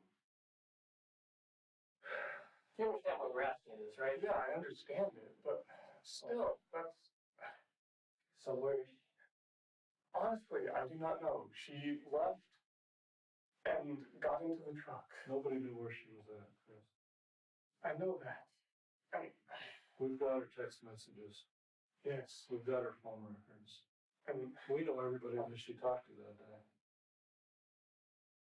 We have phone records, we have cell I towers. thought that was prearranged, okay? I thought that she had prearranged to have someone pick her up, and then... Chris, this is a place where you need to tell us I what know. happened to Lee. This is your one and probably last opportunity to do this voluntarily. A few minutes earlier, Chris appeared to almost be in the confession body posture, where he was bent forward. However, when the detective pushed him for information, he began to adjust his story again. Perhaps if the detectives had used the tactics of asking him open-ended questions and trying to get him to tell his story without interference, he may have been close to a confession. It's possible that the detectives saw Chris was almost in the confession position and thought if they prodded him, rather than sat back and waited, that they would get the confession. Instead, they pushed a bit too hard, and he shut down. And I'm being accused of something. What do you think? It sounds to me like yes. And I love that. What do you think? I What do you maintain my think, dog? innocence, but I would like a lawyer. Well, by doing that, what you've now done is that you've caused us to have to stop our interview with you. Yes, I know. And I'm pretty sure he going to knows. give He a was business in card. law I'm gonna school. tell I you- forget what they said, but Yeah, he was I'm doing gonna part tell of a you law that if school. you want to initiate Something involving a law school. conversation with us from here on out, Yes. you're the one that's going to have to do that. I understand. With that, Chris is given a business card and is allowed to leave the station. Over the course of the next I'm 6 painting my days, security the badge. detectives continue their investigation into Chris, collecting as much evidence as possible in order to secure an Getting arrest paint on my warrant. hands. However, before a That warrant could be fucking secured, picture. the What police is received a that? shocking What do you tell the barber to fucking get that cut? What? Yo, what the fuck do you tell the barber to get that fucking cut? Middle-aged emo, maybe? A fucking middle-aged Justin Bieber fan? That fucking sweep, dog. I can't get over that. It's such a weird fucking cut. 911 call. 911. Oh shit. Yes. Let me guess, body? Did we find the body? What happened? The case being handled by detectives, Oh no, maybe. the case being handled by detectives Lopez and Lynch. Detective Lopez and Detective Lynch? Yes. Where are you at? I'm at the park here in Westminster. It's on Cherry Street. I don't know the crossroads, but you're near the pond? Yep.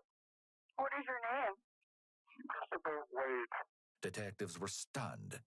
Less than a week ago, Chris had been adamantly denying that he had anything to do with Lee's disappearance. And now here he was, confessing to her murder. What had changed? As insinuated by detectives during Chris's first interview, Lee's family were desperate to find out what happened to her. Max, Lee's older brother, knew that Chris was somehow involved in his sister's disappearance, and he was tired of waiting for the police to make their arrest. So he took matters into his own hands. Oh shit, that's not good In an though. interview conducted on the same day It's not as always good Chris's to do that. 911 call, Max described how he and Jesse, Lee's ex-boyfriend, worked together to discover the truth. The last couple days, me and Jesse have been playing buddy-buddy with him over text, trying to make him think that we didn't think he did it. We got him to meet up with us to do a tarot card reading for my sister. Despite the emotional stress he was under while being near Chris, Max had the smart idea to record every single thing Chris said to him. The confession tapes begin with Chris doing a tarot reading for Lee, claiming that it will give them an idea of her current situation. This isn't the best reading, the best omen for a reading I've done, but it is fairly positive. I don't see any indication of anything who would want anything or anyone who would want to harm her or physically impede her in any way. But I do What see the that fuck? when she's coming out of this, she'll be the better for it. I don't know about different, but I think that she will be a changed woman when she comes out of it. I don't. Is the only card that has any bad.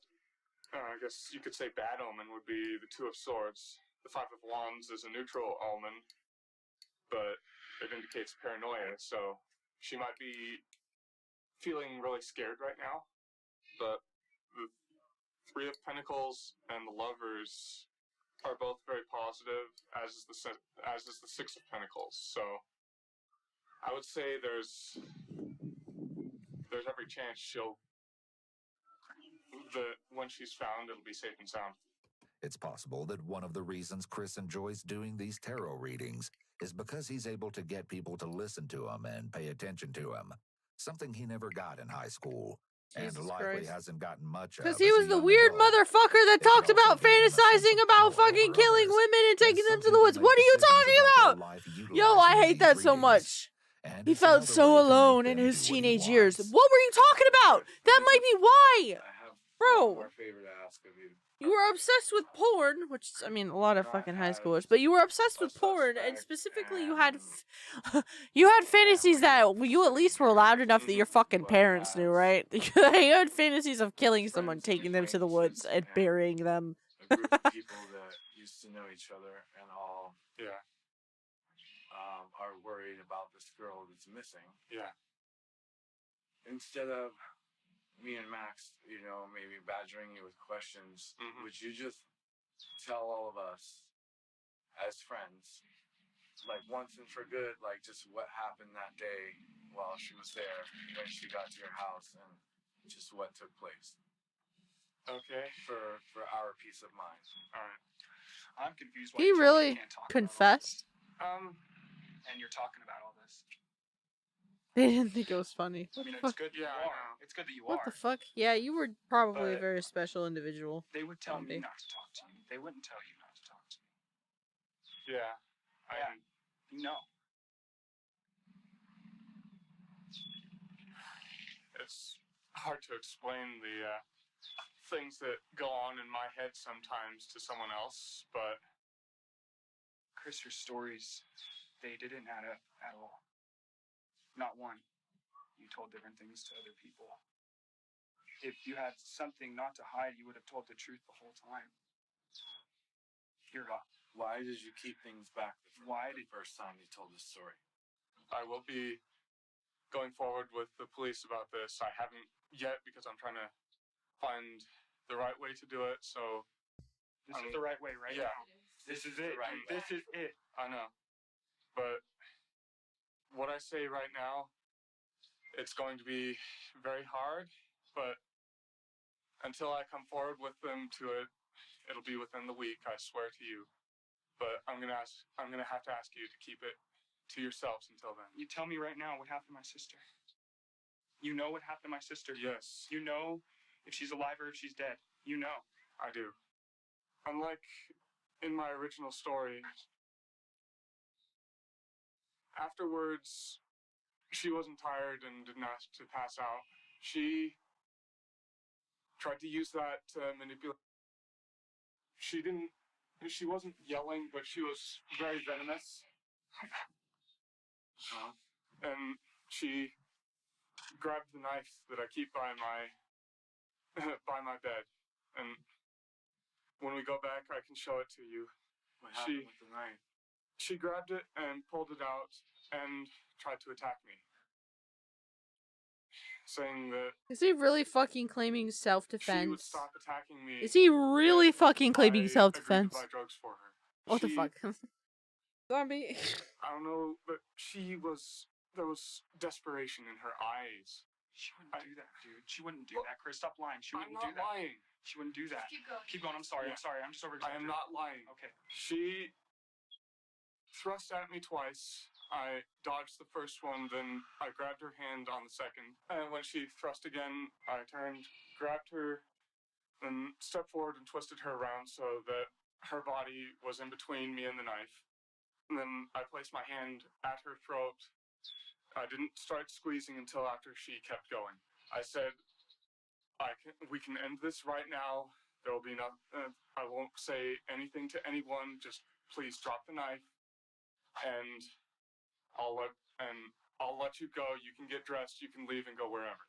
And she said that she would stop when either she was dead or if I agreed to buy her drugs. I told her I did not want that. I told her straight up to please stop and get dressed and go.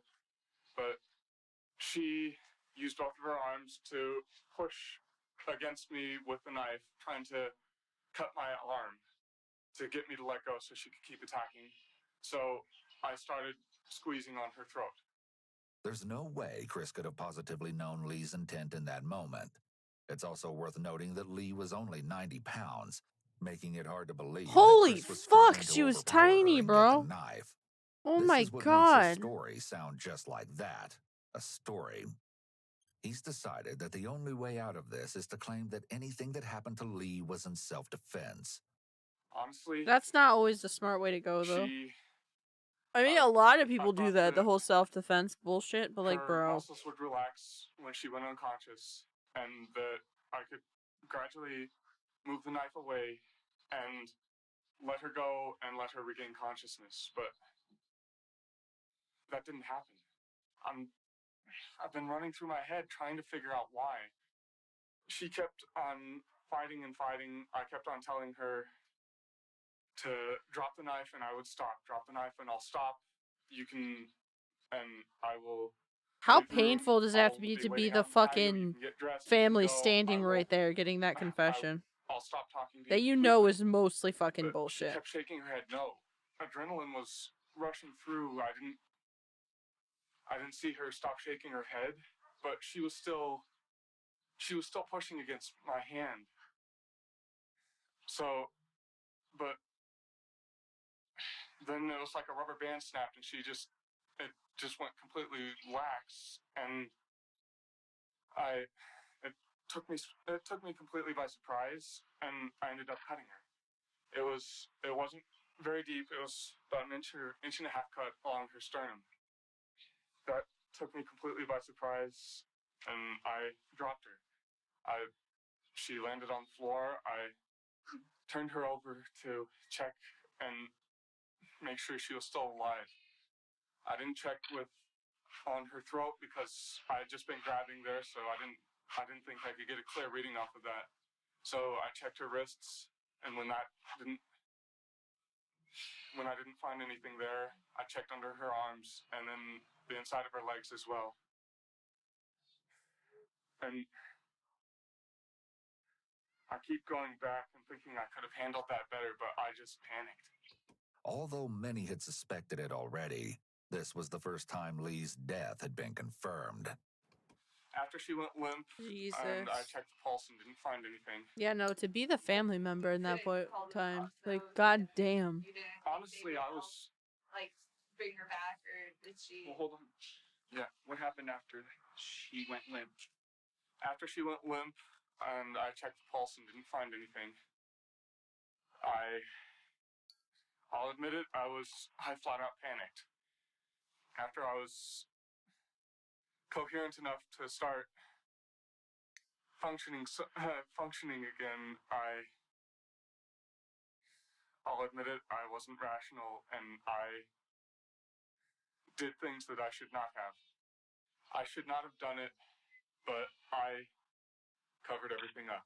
Just like we saw with his initial interview, Chris is back to using convincing statements. We can hear him using statements like honestly and God's honest truth in order to try and manipulate everyone into believing him. It's possible that one of the motivations behind this confession is that it's possible he knew the police were That's an onto ominous him, fucking and it was photo. only What a the matter fuck? of time before they arrested him. He may have wanted to test out his self-defense story on Lee's loved ones to see if they believed him.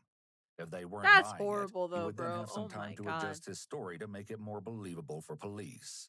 Chris likely had no idea that he was already being recorded. I took her body, and I put her clothes back on.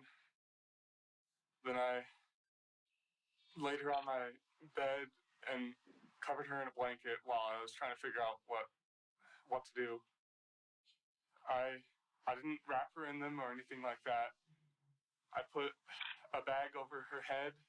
What the fuck, man? Just because, even though I kept whispering to her, I'm sorry it came to this, Lee. I'm sorry. I'm sorry. I was sobbing it to her while I was doing this. I felt guilty over what had happened. After I got rid of her, I didn't want the smell to attract anyone, and they were those odor control trash bags. So I figured I'd lay a couple over her. I put a bag over her head, and then I placed 2 on top of her. Concealing the victim's face is often done for a few different reasons, but in this case, the only likely reason is due to emotional detachment. Some killers cover their victim's face as a means of distancing themselves emotionally from them. By concealing the face, they might create a psychological barrier to dissociate themselves from the person they have harmed, making it easier to commit the act. Due to Chris's pedantic speech, it's hard to tell if he's being honest. He sounds very dramatic at times, such as when he's talking about sobbing to Lee's corpse, as if he's trying to convince the others that killing Lee and hiding her body pained him. The emotion he's trying to portray doesn't match up with the horrifying story he's telling. It's also worth noting that Chris was incredibly meticulous in terms of the steps he took to hide the body, such as using odor-controlled garbage bags. It's almost as if he had planned this in his mind and in his fantasies for a long time. Oof. Afterwards, it's almost like when he was 18, he fantasized about killing women and taking their body to the forest to fucking bury them. And that she was sleeping. What the fuck?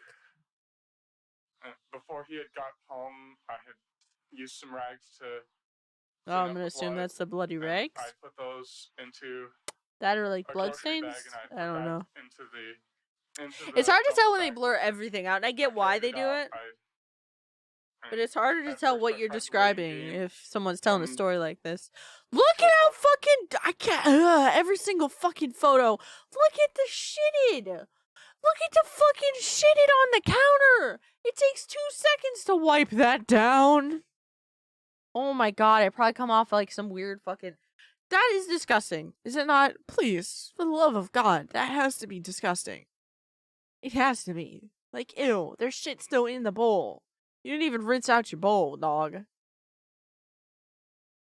I can't with that shit. I really... Bro, throw that out. Throw that out. Throw that out. Throw that out. Clean. Close. Fucking ew. Get rid of the brush. It's got fucking shitted on it. You didn't even rinse that off. Oh my god. What the fuck? Around, and he hadn't gone to sleep. A counter shitted. Yeah, it did. It fucking did. Why does the thing not being closed matter? Because my brain doesn't like it, okay? Because my brain doesn't like it. Because it literally has a foldy bit, so you could just bop it down and it's closed. It's in box form. Like, what the hell?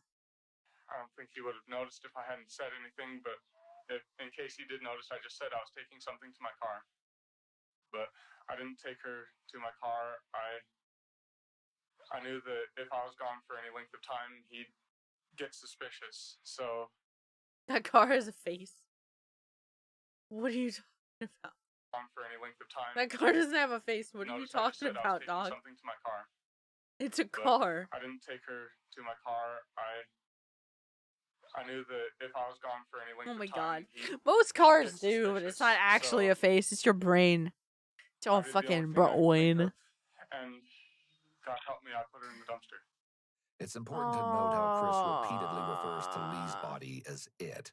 Not Referring to her. her as it may allow Chris to forget that this is a human body of a girl he has known since high school, thus letting him distance himself from his own terrifying acts. I know you won't believe me, but I will be turning myself in to the police. I will tell them... No, you're going to jail right now. You're going to prison right now. Where do you think you're going, man? You think I'm just going to let you walk away and drive away? You killed my goddamn sister. Oh. Hold on, let's. Get my phone. Get out of it. All this recorded. Call the cops. They're already on their way. Oh. Having finally heard enough, Max did what likely everyone in his shoes would want to do. He punched Chris. Chris was forced to call 911 shortly after Let's that. go! And the police soon That was a arrived to good arrest fucking him. punch. Let's go. Max was also brought down to the station in order to give a statement to police. He says that she tried to attack him for drug money. Right. When I was going to give her money. And she knew it. So why would she go that far? She would just be like, my brother's going to give me money. Off and leave. Max certainly brings up a good point. It makes no sense for a 90-pound woman to start a fight with a man who is nearly 6'3" when she knew she would be able to buy substances as soon as she met up with her brother. The first time I talked to him, he told me the basic things. She came over, they talked. Should I He actually? He looked through her purse, found paraphernalia. What the fuck? Not heroin itself. That's a lie. There was no actual heroin in her purse. Shit. Like, at least Shit I and don't piss. think I so. still don't have a plan I for gaming really next doubt week. it, I'm not because even if she kidding. had it, she would be trying to kill him for All my streams are which that's painful, no dude. inconsistency in his You should life. know that. She had heroin on her. Again, Max's logic checks out, and it makes sense that he immediately suspected Chris was somehow involved. Aside from pointing out the issues with Chris's story, Max also points out inconsistencies with Chris's character. During his initial interview, Chris made sure to emphasize how much he loved his friends and how he would be willing to sacrifice anything for them. No However, new poopy Max's zombies. interactions with Chris show a different side of him. The one thing that specifically pissed me off is because he messaged me and he was upset that the media went to his house. He was upset at me and my mom because we told the media the apartment number, which I don't remember us even saying that. So I told him, I was like, I'm really, really sorry. Like, my mom must have said something. She's just worried sick about her daughter. You know, like, come on, man. And he's just like, and he says, we'll tell your mom thank you for all the migraines she's given me. And I hope she gets a migraine herself for all the pain she has caused me. Despite Chris claiming that he would do anything for those he cares about, he reveals his profound selfishness when he wishes a migraine on Lee's mother. People with antisocial personality disorder seem to completely delete from their awareness how they contributed to or caused a problem. They only see how other people's actions affect them. Chris's insistence that he is a gentleman despite clearly not acting like one could also be an indicator that he has significant grandiosity and narcissism, something that is very typical of people with antisocial personality disorder. It's possible that Chris believed himself to be superior to other guys, i.e. the bad ones who mistreated girls like Lee and his own pregnant girlfriend. This is, of course, a paradox because Chris had long developed desires to kidnap, assault, and murder. I know, right? Baby girl, I can treat you right. Huh? Huh? Canyon City in the mountains. Oh god, I hate that so much. He's a nice guy. No one understands. Were you, how old are you? I'm 21. And he was, I don't know, like 22. so he was like, He's one grade up. this is like a small, where it's like K through 12, Exactly, basically, though. yeah. So how many years did you know him total? He was only an acquaintance to me. I never really hung out with him. But it was a small enough school, though, where you did. Yeah, it's just like, not once did I ever, like, give it or anything like that. I wasn't that kind of kid in high school. It's just like, I talked to him sometimes, but I never, like, was, like, really buddy-buddy with him, you know? Like, he's an acquaintance. He's someone I knew at school, you know? I didn't really... He was creepy to me. In high school? He just looked like he was creepy. And that was it for me right there. I talked to his mom, like, 2 days ago, because I heard that he had thoughts of killing a certain girl while he was in high school. And I wanted to confirm it. All these plans to assault girls demonstrates that Chris was a ticking time bomb. Sadly, his verbalized desires were not taken seriously. Typically, when a person has such morbid thoughts, it's likely not long until they act on them. That's fucking Oftentimes, terrifying, they just dog. need to be presented with an opportunity, a situation where they feel they can get away with it. You described Chris as being creepy in high school and weird. Can you describe, the creepiness? What you know, things that he did that would cause people to characterize him as being creepy and weird? You know, I seen him in high school, and like, you know, he looked frustrated with himself all the time, and he also, you know, just the way, you know, you could just see somebody and just like know that, you know, they were just weird, you know, and not even, it's not even like with drugs or anything. Like, he's just really weird. I know that he thought he had a mental disability. I don't know what exactly it was, but you can kind of tell when you see him, and his mom even said that he did. He actually would think, and his mom told me this, and it reminded me. Hey, Ventius Domini. Domini? Domini? I don't know. I'm so sorry. I suck at names. I suck so bad at names. So you good? You're absolutely fine. I've been streaming just about all day at this point. We're doing true crimes. This is your warning. Triggering stuff. Not one person. I'm also painting a FNAF security badge right now. Or starting to. It's going to be like a couple day process because I have to wait for paint to dry. Trying to get the base fucking gold paint on it. How are you doing today?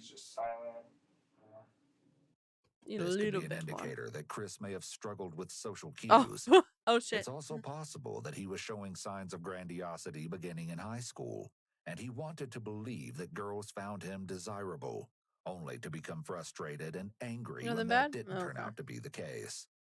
This may have contributed to Chris gradually developing anger towards girls, which ultimately accumulated and led to him wanting to seek revenge against women in general for not acknowledging him. Oh, God. With the insightful information you gave off weird vibes. You somehow... Okay, I hate that so much.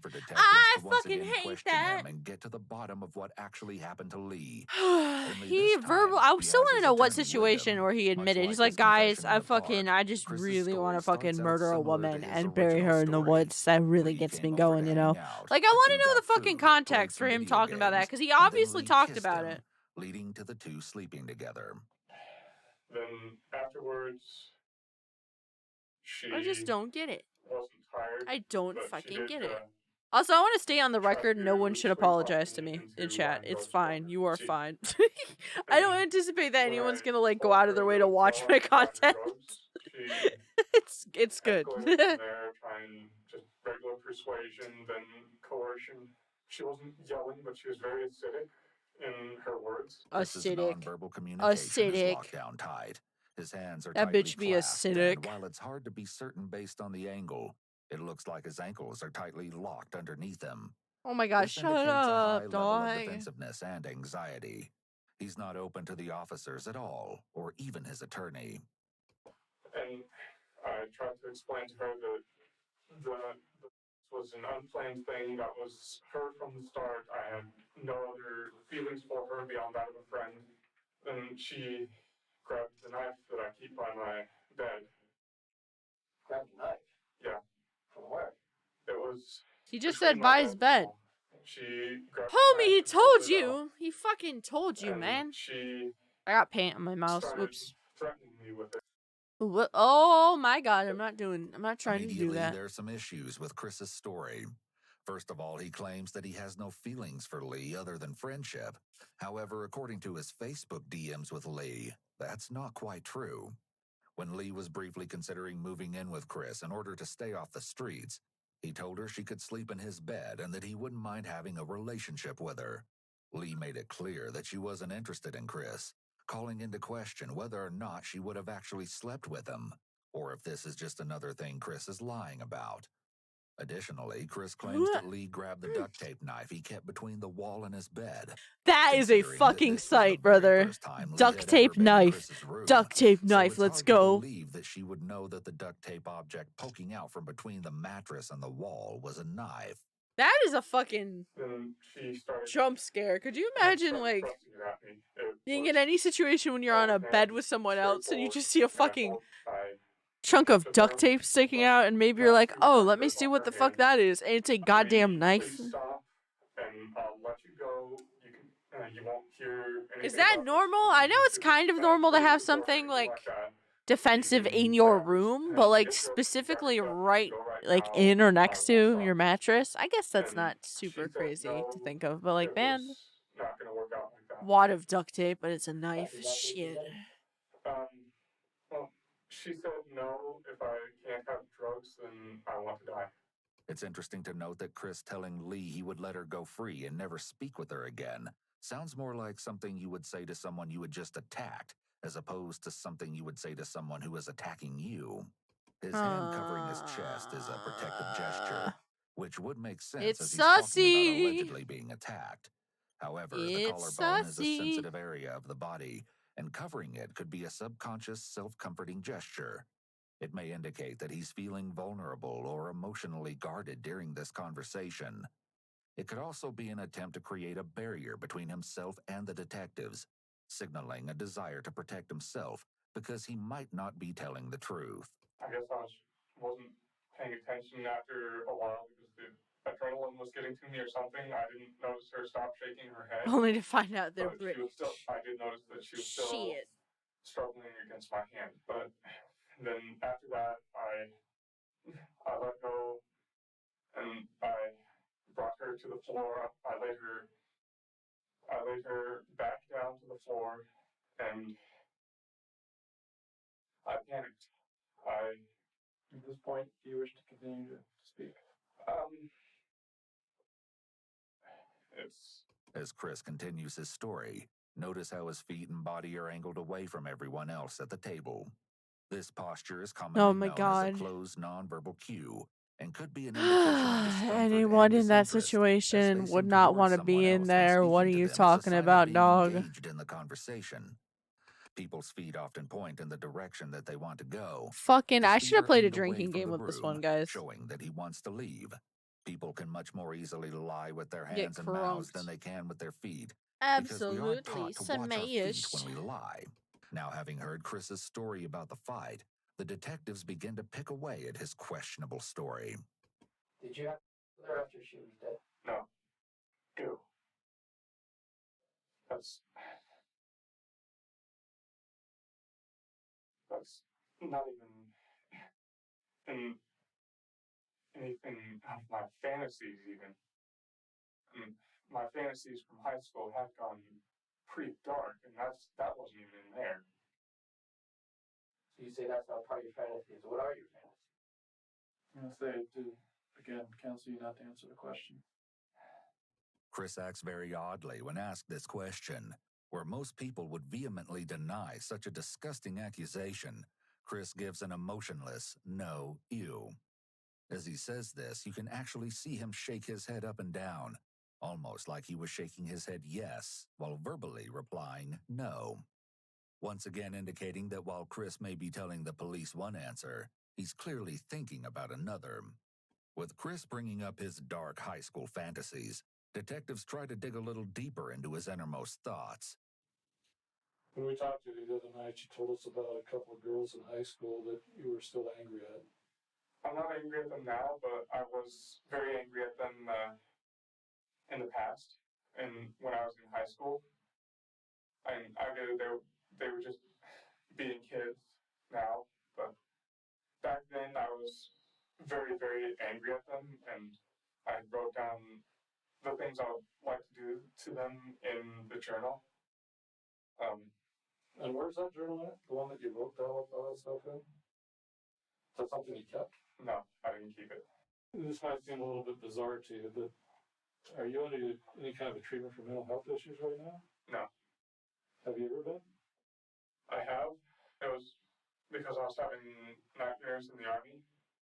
I was gonna say, wouldn't you have to go through some level, even if it's only really, really small? We're more concerned about getting me a full Sounds good. I'm sorry, this is kind of low effort, but I've had, I'm having a really nice, genuine, lazy day. That any medical discharge for psychiatric reasons. Honestly, I don't have much to add to this. There's a bunch earlier that I reacted to because what the fuck, but especially pictures. Do you hear like, voices? No, but he was having hallucinations, dog. I don't know that fucking. And me deciding to come forward with the truth is somewhat bizarre. I'm going to ask you again to not reveal any further details. It's important to note that an attorney cannot forbid a client from speaking with No, law that's what. enforcement, Okay, even so if they if you advise guys have only seen like shows with attorneys and you don't actually understand what's said in like real life circumstances, that's what they would say. Like they don't actually tell you don't say anything. They say I would advise you or I would suggest A, B, or C, because they are there to give you guidance. They're not there to straight up tell you what to do. That's the whole idea, because they have done the thing. They have studied the law. They know more about the law than just like some random person off the street. They've studied the shit. So like they know what some of the best ways to go about, like in this case specifically, defending yourself would be. So yeah, you listen to what your fucking what your attorney says. You listen to what your fucking representation tells you.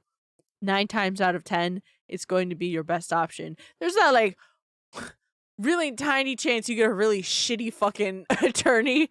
Well, like honestly, you're better off even listening to probably a shitty attorney over your own like gut feeling, because you don't know how to go about things in the legal world. Like it's a whole separate process. It's got its own things that you got to do specifically.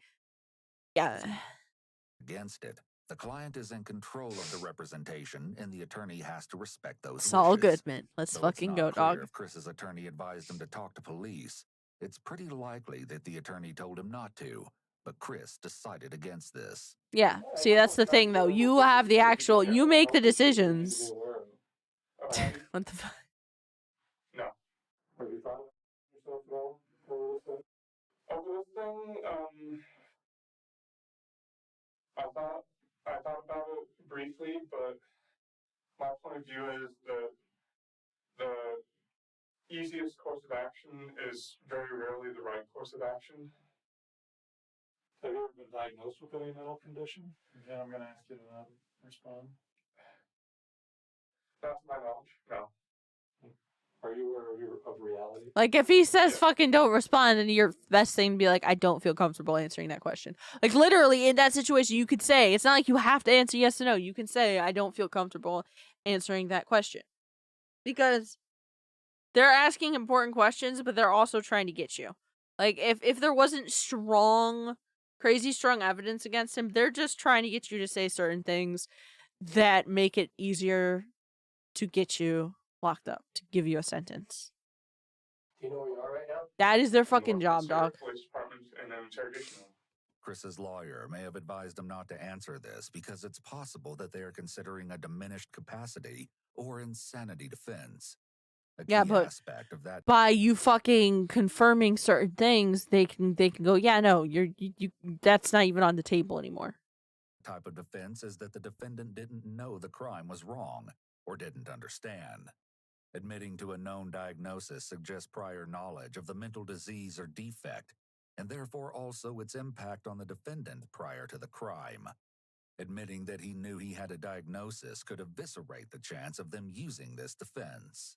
Despite his lawyer's warnings, Chris did eventually decide to come forward with this information. If you remember, Chris had told Max that he was already planning on turning himself in the week that Max got him to confess. Chris claimed that his tarot cards told him that if he didn't confess, the guilt would eventually destroy him, and he alleged that he was going to take his own life. But Lee's spirit had come to him and told him not to. I'm not going to judge it right or wrong, but I do regret what I did, and I keep wishing that I could go back and do it over again to try and keep that from happening. Do you think you should be punished? I'm going to ask you not to answer the question. Yes and no. Yes, because like the fact that why would you even have your fucking lawyer there? You're not listening to what your lawyer is telling you, sir. No, not for her murder. And I'll accept punishment for her death, but not for her murder. This is a very classic response by individuals with antisocial personality disorder. They often manage to twist stories around to place the victim at fault. As detectives prepare to wrap up Chris's confession, he tells them there's something important he needs to share with them. When I came in here just a second ago, you said that there were some things you wanted to add to this. Now, before I forget that, and before we not give you that opportunity, I just want to give you the opportunity to add whatever you want to. It's just that overall, I live my life as not really emotionless as possible, but not very touchy-feely either. It's not that I don't feel emotion, but I keep a very tight rein on it. And at my grandmother's funeral, I probably cried maybe 4 or 5 tears total. And even with all the touchy-feely speeches and stuff at my brother's wedding, I didn't even shed a tear. So I feel like it's weird to cry at a wedding if you're not directly affected. Am I a fucking psycho for thinking that? I just, like, to be happy for someone, like, if it's your daughter or son, right? I get it. Because it, like, directly kind of affects you. I mean, it's your fucking child. They're, you know, starting a really, really crazy fucking adventure, right? If you're looking at it positively. But, like, for friends and family... Even after confessing to murdering someone and covering For it friends up, and family, Chris or is still for, doing like, his friends nice specifically, guy I don't get the routine, whole crying claiming thing. that above all, I'd be he happy for values you. I'd be loyalty. so happy for you. With this final Like, do not statement get from me wrong. Chris, I'd be his emotional, but, like, interrogation was crying? concluded, and he was I don't know, arrested and dog. charged with Funerals, Lee's murder. obviously, I get it, but... One of his criminology professors would The soon first come person forward in and this state that timeline he to ask for believed an the attorney, criminal and he just justice disregards classes his he efforts. took helped Chris learn how to I'm hoping that was cherry-picked from the fucking interrogation with the fucking attorney present, because if it isn't cherry-picked, then he shouldn't have had an attorney. Like, it was just a waste of time, effort, and money. Because you didn't listen to anything your fucking attorney said. If your attorney says to do a thing, more than likely do the thing. Just fucking do the thing. Again, they have studied the law. They are there to try to get you... They're not going to get you out scot-free 9 times out of 10, no matter what your fucking charges are. You're still probably going to have to either pay a fine or spend some time in jail. But, like, you disregarding everything guarantees you're going to get the maximum fucking sentence of whatever it is. Like, you are not... It's just not going to work, dog. manipulate a crime scene. In fact, as police continued to gather evidence, they spotted Chris on security footage at a 7-Eleven near his apartment, where he bought bleach and rubber gloves on June 4th, the day What the after fuck, Lee man? was killed, which he then used to clean up after her death. Though Chris later denied that he went into criminology to learn how to commit murder, he admitted That's that his still classes sus, though, helped him to man. predict the line of questioning in the interrogation room. And you still... I was gonna say, and it still it didn't do anything for you. Video calls Oh my fucking god, dog! They were interesting, to say the least. While talking to his mother, he alluded to the fact that he never expected to be in jail, perhaps because he didn't think he would be caught. No, that was for cleaning the shitted off. No, because then those photos were fucking taken. He had time to clean off his fucking shitted off counter, but he didn't. Medical into general population. So fucking that... I'm annoyed he killed someone, do not get me wrong, but fucking hell, man.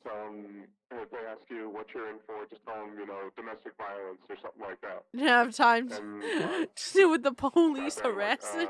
You do know my case is all over the news right now, right? Bruh. And he's like, okay, hold on a minute, let's see what we can do about that. Then next thing you know, they came in and chucked me some fatigues for the... He really doesn't seem too bothered. He really just does not seem too bothered. Did they think there would be some violence in the other one? They didn't say, but I would assume yes. I hate that so much. Every part of my soul hates that sentence. How do you feel about that? It would be nice if people didn't jump to conclusions, but it's understandable. It's hard to follow what the lawyers were saying and not talk about everything, because like everybody in here is talking about what they've done and Jesus Christ. So they're literally they're, oh my god. So the lawyers are literally telling him, okay, while you're in fucking prison, don't fucking talk about the details of your case. And what is he doing? He is talking about the details of his case. Other prisoners can then turn around and snitch on him, and that can be used against him. It's almost like your lawyers are trying to protect you. I just tell him it's still a kind of a sore subject. Oh, so he's not telling all the details of his case, but he feels impolite. What the fuck, man? Okay. This is the most stupid individual I think I've in terms, specifically in terms of just disregarding what his representation is telling him, because I don't know if he's stuck with the same person or if it's been multiple people. What the fuck? Playing chess and checkers and relearning the game of Uno and Skip-Bo. On a few occasions, some of Chris's classmates video called him to offer their support. But all of our friends are behind you, and we believe that we love you, and we wanted you to know that no matter what, you're still going to be here. We're still here for you, and I want you to feel alone, bro. Not gonna lie, dude. Like, we seriously been really, like, pissed off because a lot of people had to stay on your Facebook, so we definitely got on there and the ground having your back. Jesus Christ. I certainly could use a hug right now. What the fuck? Homeboy has like a posse of people coming up and being like, we got you, dog. What? This is the same motherfucker that was talking about fantasizing about fucking killing bitches in high school and hiding their bodies in the woods. I don't think it's that hard to grasp what a lawyer is saying when all he says is shut the fuck up. You can always talk in private if you need an elaboration for shut your asshole up, or inmates are gonna be in that shit, both literally and figuratively. Yeah. Look at this absolute bitch!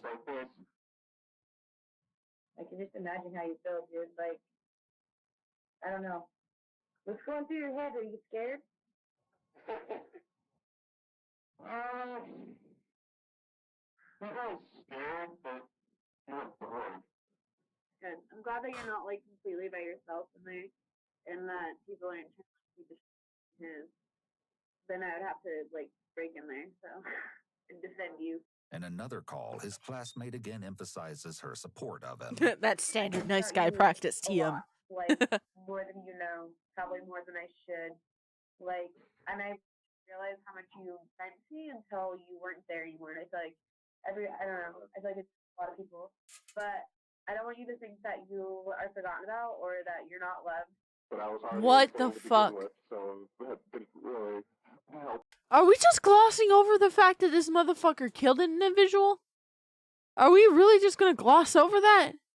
You can recognize that someone like helped you to a certain degree, but then also recognize that they did a really disgusting thing, and maybe distance is good. Maybe distance is good, dog. Huh? Or hurt for me. His classmates ended one of their calls by offering Chris some advice, but only time would tell if he would actually take it. Do you not know what the Fifth Amendment is? Yeah, we need to have a lesson here. Do I need to walk you through this? You have the right. Anything you say can and will be used against you in a court of law.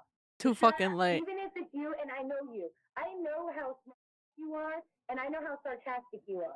And I know when somebody pisses you off, you get smart sarcastic without even thinking twice about it. And Dude is in the item shop? Ayo? Really? The question was, would those who knew Chris still support him after police uncovered his truly deplorable secrets? Oh, is this before stuff was While public? It seemed to many that this disturbing Oh, case shit. was finally at an end. Chris still had several more Oh, what the disturbing fuck secrets else for the did he police do, to man? uncover. Ones that were so twisted, no one had yet suspected the true depths of his depravity. During their thorough search of Chris's apartment, they discovered a spiral notebook where Chris had written down his confession. Nice. The notebook What told the same fuck? story that had already been told to police. However, some of Chris's deeper thoughts about the event were revealed. What the actual Maybe fuck? the inspiration behind his decision to document his demented version of Lee's death in writing was derived from one of his many past tarot readings.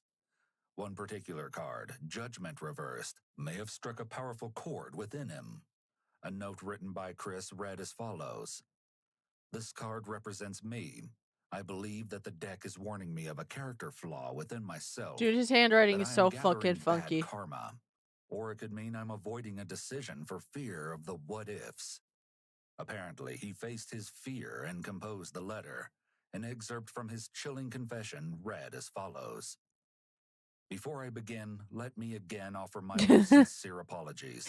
You should see Both my for the pain handwriting, I've dude. caused Mine's pretty because of my messy, but fear, like that's still as well as the weird. pain I I'm don't about to know. bring by I stepping haven't. forward with the truth.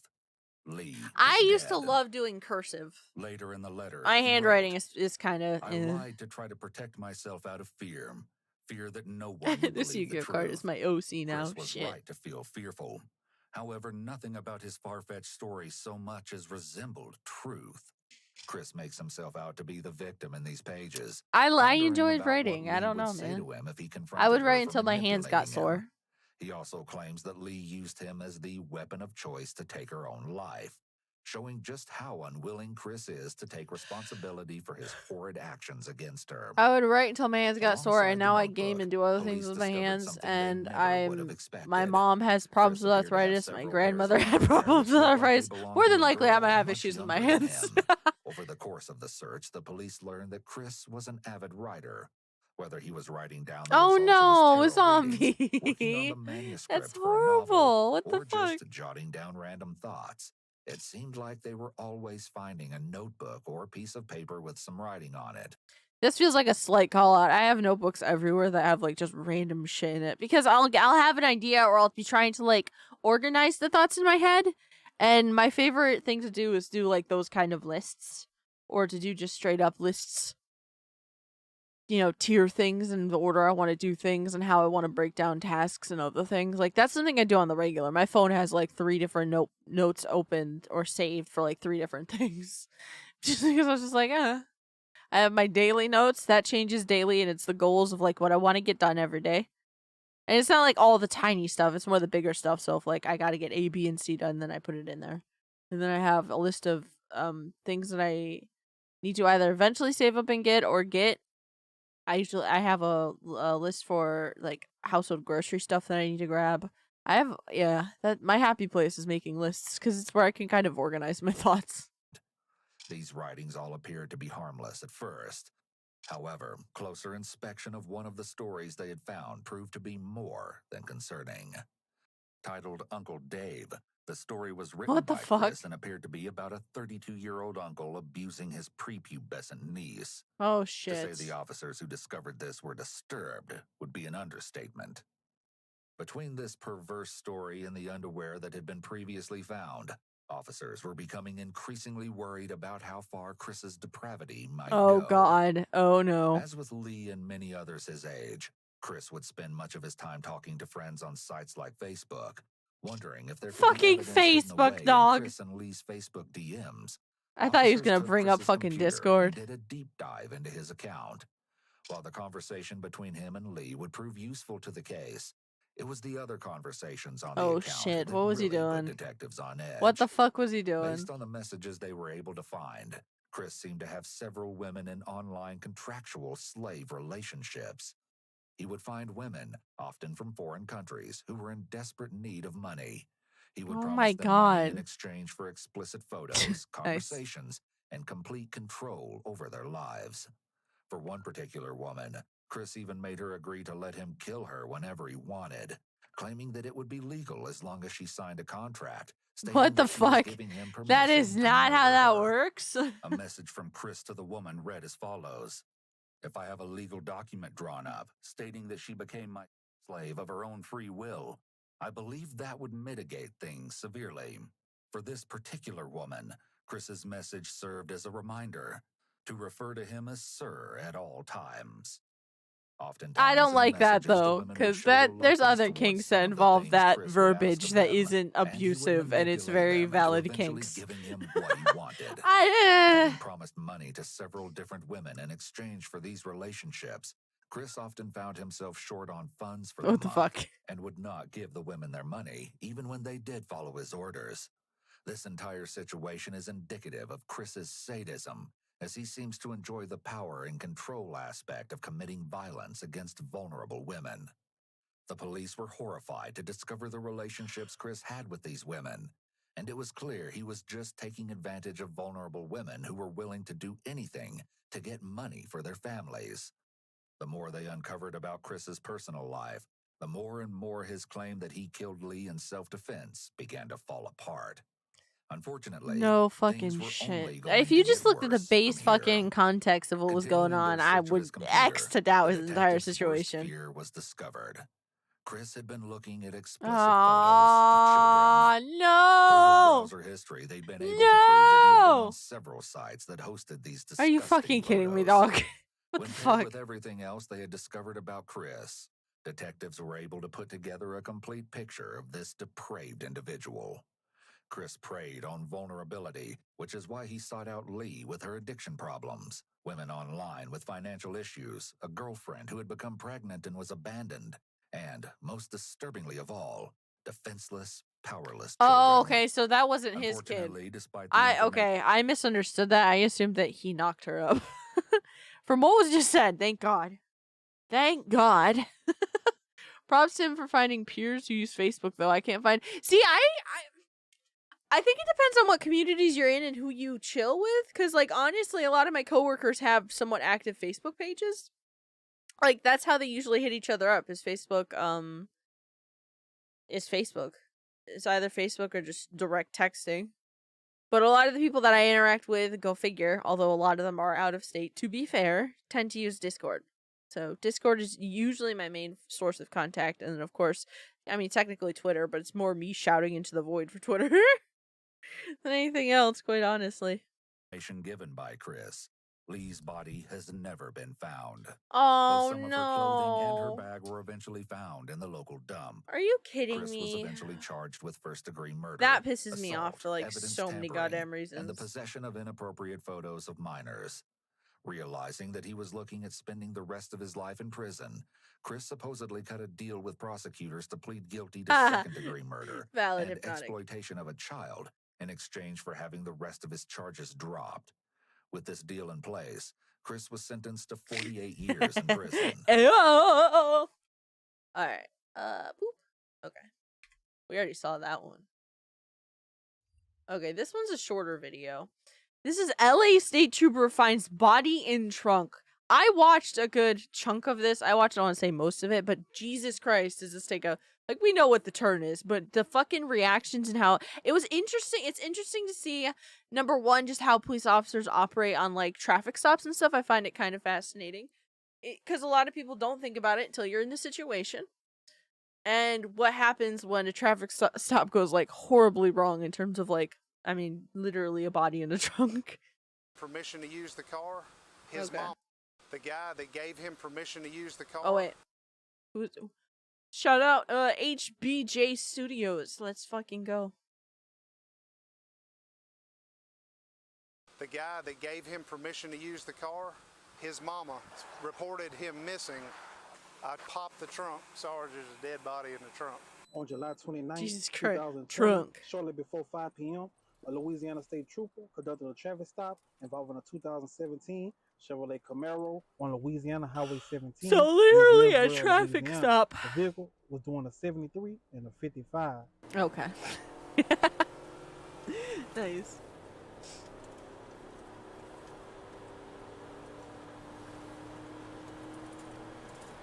What? What? Shit!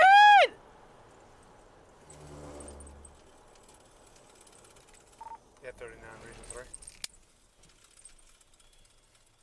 That was fast. LA 17, 1 mile south of LA 4. Black and orange Chevy Camaro 242 Charlie Lima Tango 242 CLT Louisiana. The fucking body cam footage is so crispy. It's just crispy. It just is. Why does it have random... Why does it have random subtitles, though? I don't know what the random subtitles are. I might put on closed captions. F63, Region 3, comes in 8. Aw, shit. Hey, driver. Oh, look at that car, brother. Hey, driver. So this is just a plain traffic stop.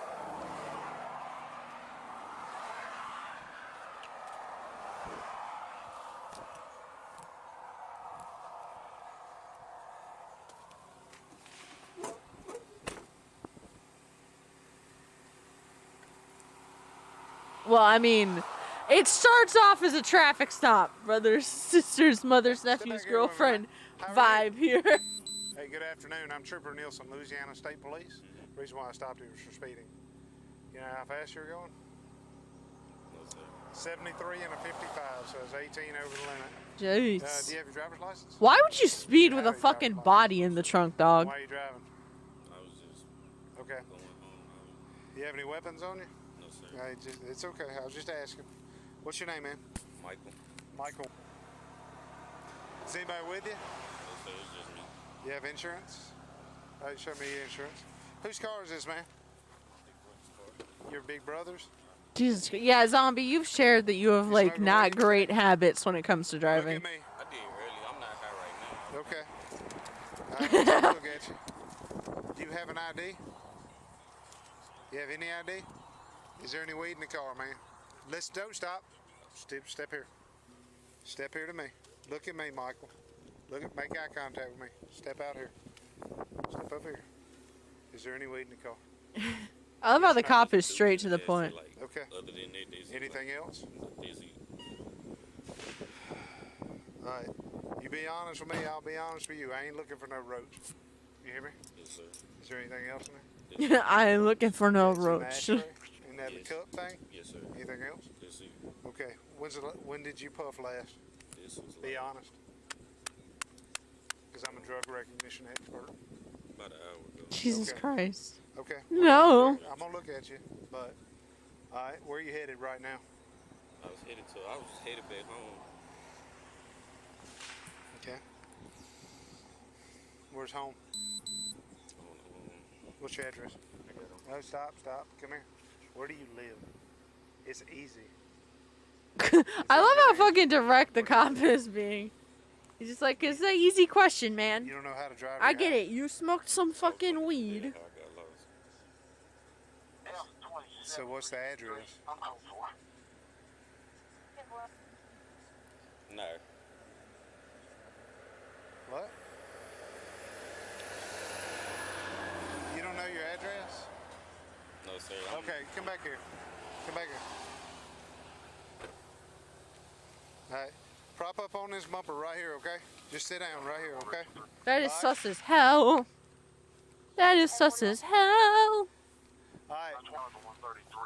You've admitted there's a small amount of marijuana in the car, and I've smelled it. It's probable cause. Can I take a look in your car? Yes or no? Yes, sir. Okay. Nothing. Okay. It's your brother's car? It's your brother's car?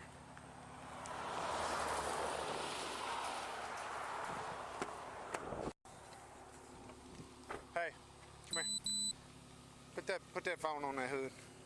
You know you ain't gonna sit here and be texting behind my back while I'm sitting here in this car. Get on that car. Ha! He really just wow. Cops can do that, but like that kind of surprises me. With the whole like, I don't want you texting. I don't want you looking at memes behind my back, boy. All right, now step here. When did all this happen? When did all that happen? That happened. When? My brother, he said it How long ago? happened, Days? Yeah, it was like Okay. Come back. Just leave this here. Come back here. Just stay right here in front of my car. Is this your wrench? no, sir.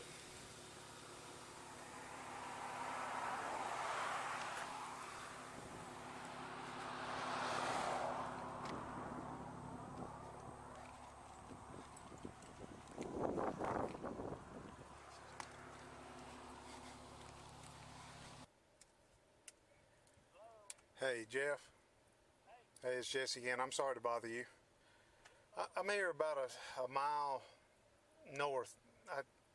About a mile north of LA 4 on LA 17. I got this. I got a orange and black Chevy Camaro stopped. I had him stopped for speeding, 73 and a 55. And it's got bullet holes all in the driver's side, right by the door. Oh, Y'all ain't looking for a car involved in anything. It's a comes. Hold on, just let me run this date of birth. Yes, sir. And he don't even know where he lives. He won't, or he's saying he don't know where he lives. Yeah, that's just weird. Wouldn't you have like a default address, even if I it's just not making correct sure, in your mind? He's saying he lives down here in Winsboro, but his address is coming back out of Richwood. But Yeah, 41 he don't even know the address down here. But like right behind the driver's side door, there's like 2 or 3 bullet holes in that thing. So he said 2 or 3 days ago, his brother, the is the name on the car, on the registration.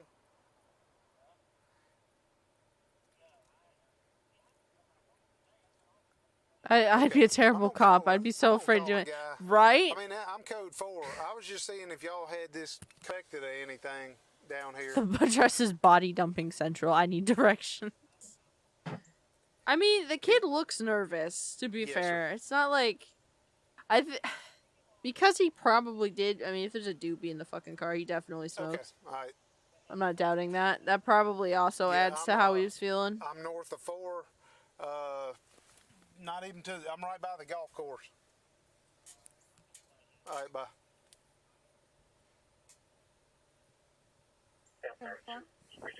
Hmm? Yeah. You know it. 90 westbound. Light Toyota Sequoia. Foxtrot Tango. All right. I just wanted to see if y'all are working anything or looking at anything. The cop is doing awesome, quite honestly. I'm a mile north on LA 17 over here north of Winsboro. On just north of LA 4. And I got this car speeding 73 and a 55. It's a black and orange Camaro. And it's got like 3 bullet holes in the left side of it. Like, the fact that he's doing this, he's an awesome cop. But in that Camaro, that little triangle window right behind the driver door, and right in the door jamb, there's a round, and there's like 2 right behind that. And he said he thinks his brother said his car was in something 2 nights ago. Now he says he lives in Winsboro, but he's got a Richwood address, and the car comes back out of Monroe, and he's got this he's got a GPS thing put in, but he don't even know the address, so he's lying about a bunch of junk. So I was just going to check y'all aren't working anything up. Yeah. Okay. His family in Monroe is looking for him. They sent me out here to Okay. All right. Well, I got somebody pulling up behind me, scooter. All right, thank you, fella. Hey, now. Who are you? Jesus Christ! During the stop? Well, how are y'all here? Cause my people from Monroe, that's him on the phone. What do you mean they were looking for him? They looking for him. The car missing. Hey. Okay, give me the phone. Hey, man. Okay, what? His name is Mike. He's not giving that name though. He's given another name.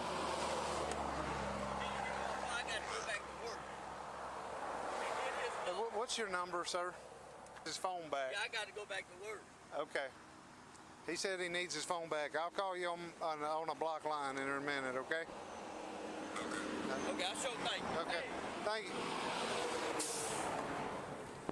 All right, let me ask you something. Did you give me your right name? Yes, sir. What's your name? Michael. You got plaits in your head? No, sir. Okay. Where do you live? Be honest to me. Monroe? Yes, Richwood? Yes, you don't live in Winsboro? No, sir. Why would you try to bluff me on that? Why would you lie to me on that? Because I already knew that before this guy said something. What's up? Talk to me. You better stop lying to me right now or you're going to be in jail. This cop gives off mild dad vibes. I feel like he has children at home. He's talking to this. He's talking to this fucking person like they're a child. You better get some act right in you and stop lying. Some act right in you and stop lying to me, or I swear to God, you're fixing to go to jail. Do you understand? Yes, sir. That's the Damn. last freaking lie you better tell me. What's your last name? Who took the car? Who took that car from whoever it belonged to? He gave me permission for the car. Mike gave you permission to drive this car? Yes, sir. Who gave him permission? This is what. Stay with him, please. How are you? Good. Mr. Chad? I don't know, man. Howdy, Sheriff.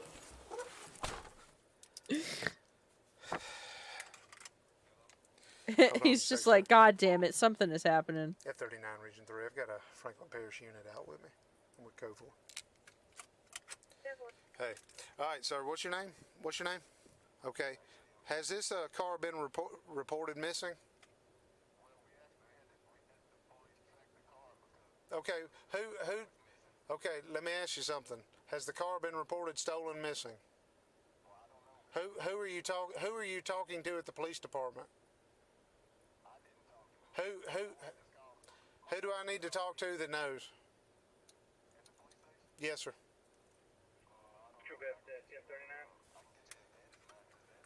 Okay, give me the number. Hold on just a second. Go ahead.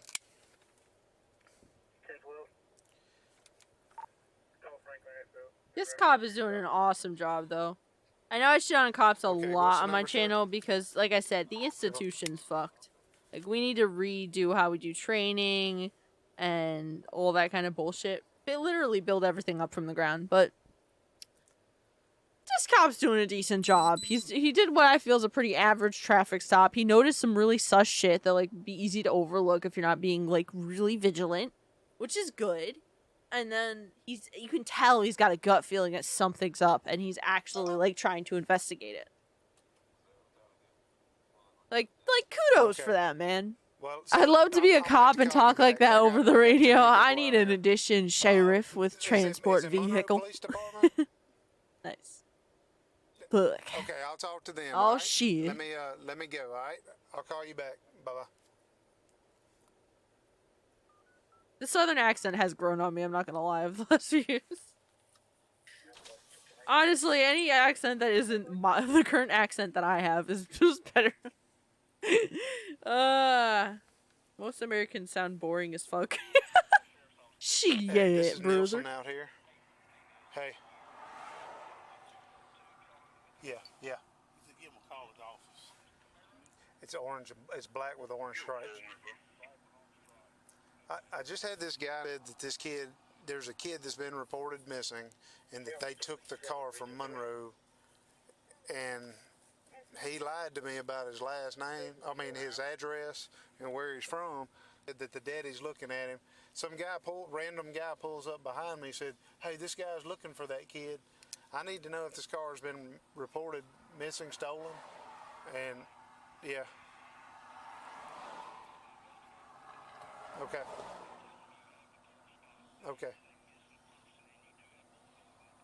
There's 3 bullet holes in the driver's side, right behind the driver's side door jamb, and like 1 in the jamb and 2 right behind it. And I just, this guy's name is Mike. I'll go ahead. I'll give you the. Okay. All right. Okay. Okay, what I got is that gave him permission to have this car. Okay, so I just need to know if it's been reported stolen or missing, so we can work it up from the back. Good deal. Thank you, man. Bye bye. I get him out. I know he's BSing to me about where he's going. He says he's going to his sister's house down here. If you could, hey, talk to him, see if you can figure out if the sister thing is legit. He's out of Richwood. I told him, I knew he was lying to me. He said he lived in Winsboro. Put that together real quick, but something else ain't. He said this guy gave him the car. To give him the car. This case is from 2020. See if you can talk to see what this sister thing is, because he said he's got the like, GPS damn. on his phone on the back lid. He said. I think I tried to look up details about this case, and I couldn't find any like specific details online.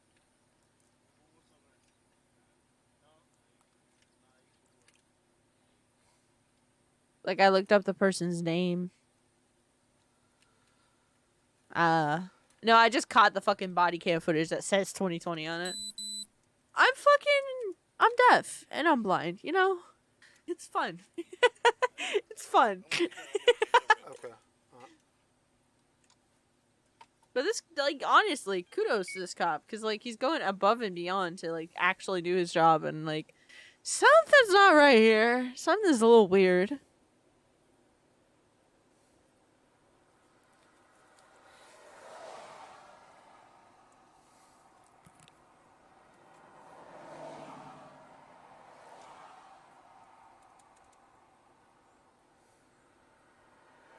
There's a spy amongst us.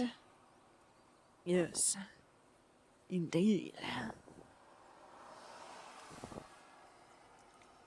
What really got me, like, cause like I said, I watched a chunk of this video before I was like, oh shit, I have to do this for true crime. Was his behavior straight out of the video, like straight out of the car. He's acting nervous as a bitch, like he is.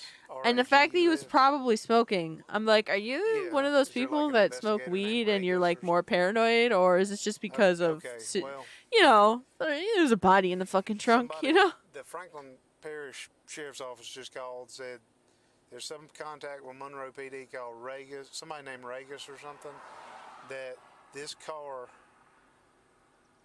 has been given to this boy by another boy who's been reported missing. And something's going on between the two of them. And this boy right here said that other boy gave him permission, but Monroe, the guy from Monroe hadn't called me yet, so I'm trying to see. He said he was gonna, the Franklin Parish Dispatch was gonna try to confirm all this and get back with me, but did he mention the bullet holes in the car? evidently, I mean, he got the 3 bullet holes in it, and the boy's been reported missing. Do we need to do anything with specific with the car, like?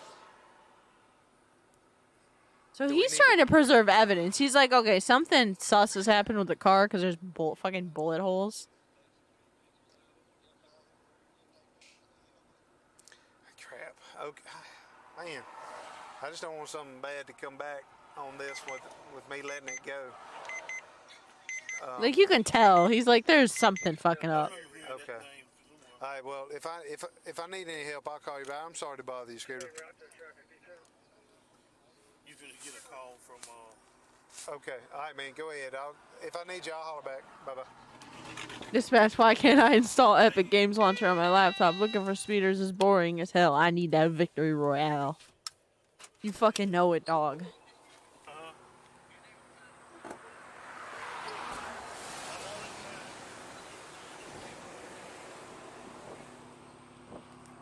Hey, Chad.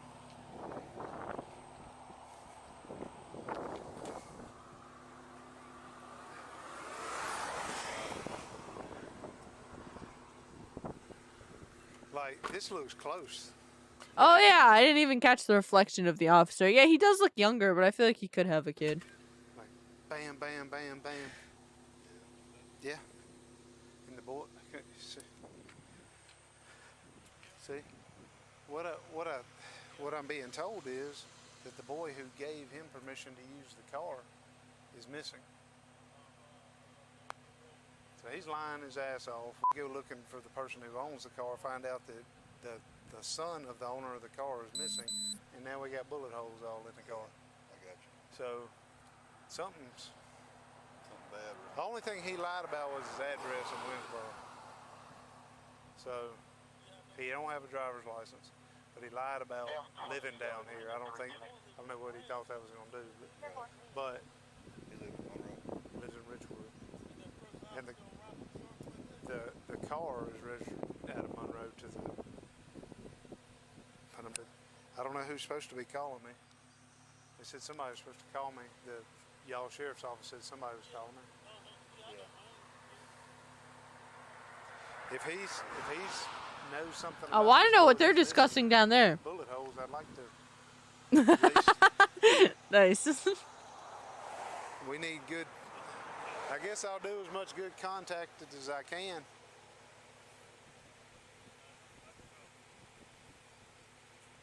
You haven't been in the vehicle, huh? Yes, I just looked in the console, the center console. He had a doobie in the ashtray thing, but I really didn't give it a good look. So what's the next step, boys and girls? In a traffic stop where they think something sus happens, that would be the fucking searching the vehicle. They have the ability. They have probable cause because there's a fucking doobie. They can just search that thing. They don't need your fucking permission. Why? I can't get over the fact this motherfucker was speeding and had a doobie just in the car. Just like fucking, you see it through the window, bro. Like, they didn't even try to hide it. Like, huh? Are you trying to be caught at that point? It's fine. We meet our quota. With this arrest, we'll be able to gift the Terminator to all our ex-wives. What the fuck? I want to know what those two were having a conversation about, because they were talking. I want to know. See?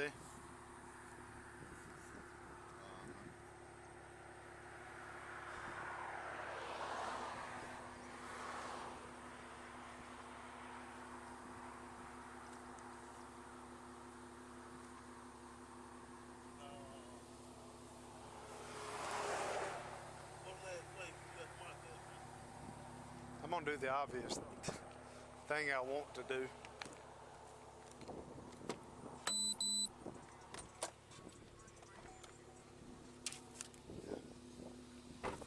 So he's not even doing a search, he's just checking. He's just doing a general check, just a once over. Oh. Put your hands up. Put your hands up. Put your hands up. Put your hand behind your back. There was a body there, holy shit. Don't move. Do you understand? Don't move. He isn't resisting, which is... To an attorney, have one present during any questioning. At any time, you can choose not to make any statements or answer any questions. You understand? If you cannot afford an attorney, one will be appointed to represent you by the court. Do you understand? Do you understand? Who is that? Who is that? That's him. Who is who? That's Mike. That's Mike. How did Mike get there? Tell me. They have the fucking... Goddamn, they have the thing still open! They're making him stare at the body. They're just like, who is that? No, you don't look. Who is that? You tell us right now, young man. Man, he was. Okay. I just hit him, bro. I did. You just hit him? I did. Okay, lock this down. Lock this down. It is now a crime scene. Now they gotta call in more people because you got the fucking everything you need to take pictures, you need inventory, you need to take that body to the morgue because you need to have it. Get in there. You need autopsy. Oh, you gotta start contacting everyone involved. You gotta let loved ones know. All the things. Is that a Walmart bag? God bless. Fuck. You know what's funky? In New York right now, we don't have any fucking plastic bags. Like, it was like a minor law, I think, that was passed. All the stores basically get, as far as I'm aware, to my knowledge, all the stores basically get fined if they still choose to use plastic bags. So they switched to paper bags, and like half of the ones that switched to paper bags now only do cloth bags. It's really weird to see fucking plastic bags. It's funky. 6 is 125-03057, 125-0357. F39 Troop F desk. Good.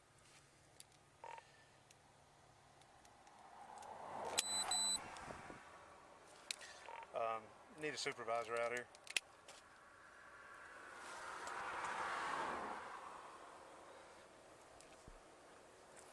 Evolution, brother. Yeah.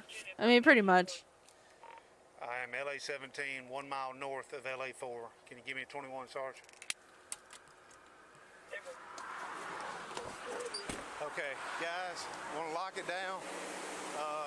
Nobody in front, nobody behind, and I've got my sergeant coming. I don't know why the captions they chose, because those were added in the video. I don't know why they chose the random captions they chose. Like, some of it actually is taking in what they're saying, which I think is helpful and kind of nice. And I even like the format for them. But, like, sometimes they move too quick, and then other times they just pick up random bits of dialogue. I don't understand why you wouldn't, like, caption a very specific part of the video or the entire thing. I don't get it. Okay, that's it? Okay, all right. Hey, Sarge? Yes, sir. Yes, 23 and a 55 on LA 17, just north of LA 4. All right, I get the guy out. He's super nervous. He lies to me about his address. He's got no driver's license.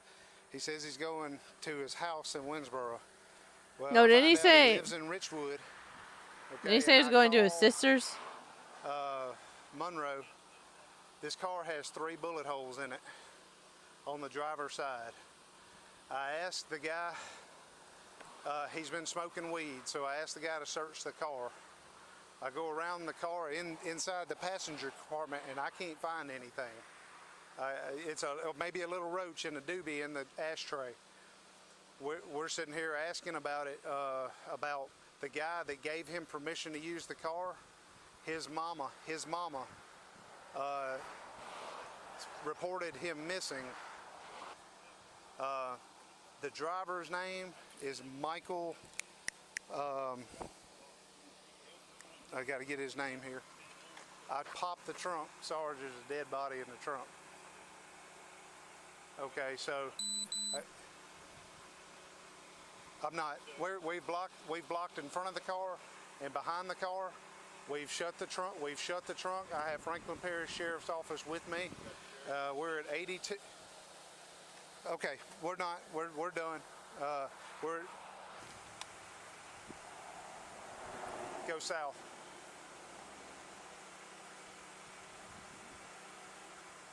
Yes, ma'am. Bye. He looked like he wanted to do something. Yeah. Okay.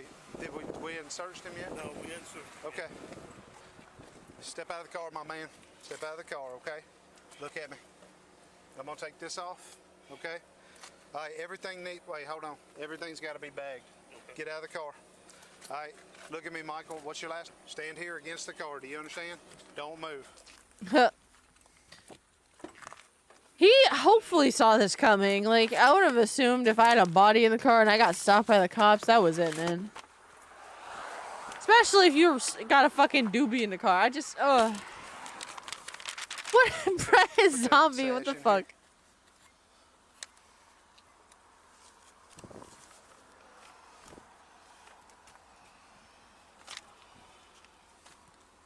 Anything else on you?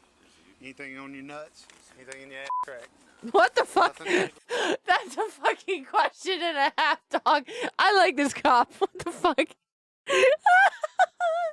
that a standard question? I fucking can't. He didn't even fucking. There was no change in tone or anything. How do you fucking seriously say that? What the fuck? Yo, I need to hear that again. There's literally no change in his monitor. Like, he's probably in serious mode because he just fucking saw a dead body, right? But I didn't see the dead body. So I'm just listening to him say this, like, what the fuck? Yo, what the fuck did he just fucking say? Got any doobies in your ass? Anything else on you? Anything on your nuts? Anything on your nuts? Okay. Is that a normal fucking place? Anything else? What the fuck? No. Okay, I fucking can't. Come and talk to you. Oh my god, dog. All right, sit up in there. Sit up in there. I'm fucking dead. I am so done right now.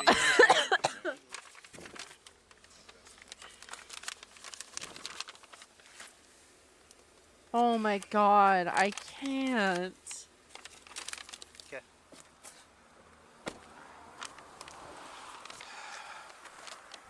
I'm sorry to get y'all roped into something, but You okay? That's what we here for. I love that. I fucking love that.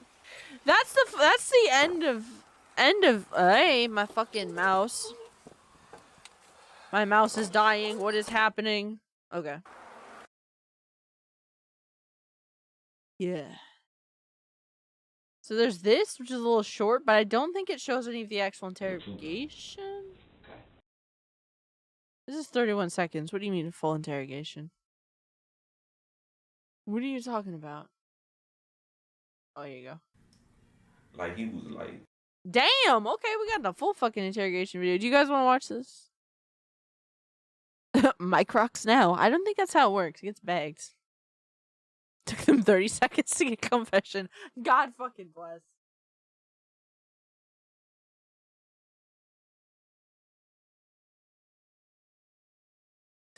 Oh my god. Got them Doritos. And I was scared. I didn't know what to do. So I turned around, I shot him. And he stopped shooting till the bullets ran out. Hey, this is right. Michael did not know his address to his house in the 55 miles per hour zone. Oh, there you go. When he was stopped by a Louisiana state trooper. During a 9 traffic hours. stop, the I didn't trooper even catch became that. What the fuck? Okay, so I'm not crazy. When I first saw this video, because the last video was posted well before 9 hours ago, and I was like, I have to do a fucking true crime video on this. I looked up what I could find about the info about the case, and I really couldn't find much of anything. And I was like, okay, sometimes when it's a case that's more recent, it could be because it's caught up in legal stuff. If it involves anyone who's underage, that also throws things into it because you have confidentiality stuff from state to state, dealing with minors. But, like, I couldn't find fucking anything. I only have 15 minutes, though, so this is not good. I think what I'm going to do is I'm going to copy this for y'all. I think we might have to... I might revisit this. But I think that might be it. How long was the last video I had queued? Yeah, I don't even think I'm going to be able to do this. Shit and piss. Why would you ask if we want to watch the full thing? Because I forgot, okay? I'm in panic mode, okay? I think that might be it for true crime. Unfortunately, not going to get the last one done. Makes me sad. But, like I said, tomorrow I don't have any plans other than TMNT movie. So we could do some, like, we could do a weird mix stream. Let me do this. We could do a weird mix stream where we do, like, a little bit of, like, Fallout or Fortnite and then maybe a little bit of true crime. That could be a vibe. We could do that. Or, like, just chatting for, like, a few minutes so I can go ahead and you know, fangirl about the movie. Either with or without spoilers. I try not to spoil things, but, like, at the same time, I'll give a warning if I do talk about stuff that happens in the movie. And then, like, move into true crime and then move into, like, Fallout and shit. It would be the second half of the day zombie, and I'll announce in Discord. I'll let people know. I will. I literally left question marks on the schedule for tomorrow because I wasn't sure what I'd be up to or when we were going to go to the movie. Like I said, the plans right now is to hopefully see the first showing of the movie in the theater that we're going to, which, because it's day 2 of the movie being played, the first showing I think is at 11:30. I have to check again. 11:30 a.m. Pickles. And because of that, I'm hoping that we leave the house, like, what? It's a half an hour to get there, probably closer to 10:30, 10:45. So we get there with plenty of time to spare. But the plan is to watch that and then get home, and then I don't know what else. Actually, I kind of want to stop by the store on the way home and grab some stuff. Just a couple of things. I've been putting off doing a thing, and I want to actually get it done, and I will see if that happens. But that would only be a minor detour, and then get home and then go from there with how I'm feeling and what's going on. I'll probably keep you guys updated in the Discord like I try to, and on Twitter, but yeah. I'm just really happy I finished the Claire bit in Resident Evil 2. Oh, I'm gonna check my DMs after the stream. Definitely. Today has been like a pretty productive lazy day for me. I got some gaming done. And I have my fucking Fazbear Entertainment security badge started. I still need to paint more of it, but I have the base gold paint. I have the base on it. I was gonna do a layer of gold. I might take pictures of it. I'm doing a solid layer of gold paint on it, so it's just entirely gold. And then I got antique gold and I got antique copper colors to do details on it. But I was gonna try to make it look damaged and scratched up a little bit, so like it's worn. Because, you know, Fazbear Entertainment doesn't spend money on silly things like accessories for their employees. That's dumb. Not if you can still make out that it says security on it, you fool. I still want to attempt, even if it's just a lazy Michael cosplay for the movie, with just like a light purple, pale/purple thing on my face, like using makeup and a purple fucking button-up shirt and the fucking security badge and probably a wig, because gotta have that hair. I finished the red guy heads. I just gotta get the actual bodysuit. I was waiting until closer to Halloween to do that, just because if I do wear the costume, it would be around Halloween. I don't have any other excuse to wear it, unfortunately. But yeah, I think I'm gonna try to get some stuff done on my laptop between now and when I peace out tonight. And that's all I really have planned for today. I don't know what the rest of my family is doing right now, though, so that might play into it. I don't know. And then we have Fortnite. I don't know why I keep forgetting it's Fortnite, because I want to say Fallout for some reason. Then we have Fortnite at 10 a.m. on Thursday, and then sometime Thursday, probably close to midnight, because I have work until 11:30 p.m. that day. I'm gonna be posting the schedule for the next week. Next week's gonna be at least, I think it's gonna be entertaining. I still don't have a strict idea of what I'm doing. I have to actually sit down and iron out some stuff. I know I'm going to be doing something on my birthday or around my birthday. One of the streams is definitely going to be me getting high, and I think what I'm going to do is try to play multiplayer games. So, like Fortnite, maybe Dead by Daylight. I don't know about that though. I have Fallout 76. Could be fun to dick around with some people. I don't know. We'll see what happens. We will see. I was tempted to buy fucking Mario Kart and maybe a couple other games that I could play multiplayer with people. I don't know. I haven't fully fleshed it out, but I do have 4 days off. I have the 6th, 7th, 8th, and the 9th off, and my birthday's on the 6th, though. Yeah, we'll see what happens. I feel like I don't usually have like a good solid plan on my birthday or for my birthday, because I don't really put a ton of, it's not that I don't put a ton of thought into it, it's just it takes a lot of mental energy for me to plan some stuff. And I don't know, lately it's just been like, when I do stream, I want to stream the stuff that I want to do. So like, I want to fucking just finish a game that I'm playing, or play a game that I'm playing, or watch true crime with you guys, that kind of stuff. If you want to, maybe, I don't know, maybe. Because I don't know if Jaime can handle that. I'm not sure about that, but thank you. I will probably hit you up. Yeah. That's that for today. I'm just glad Trigger Fire was working the whole stream. Oh, heck yeah, thank you. Thank you.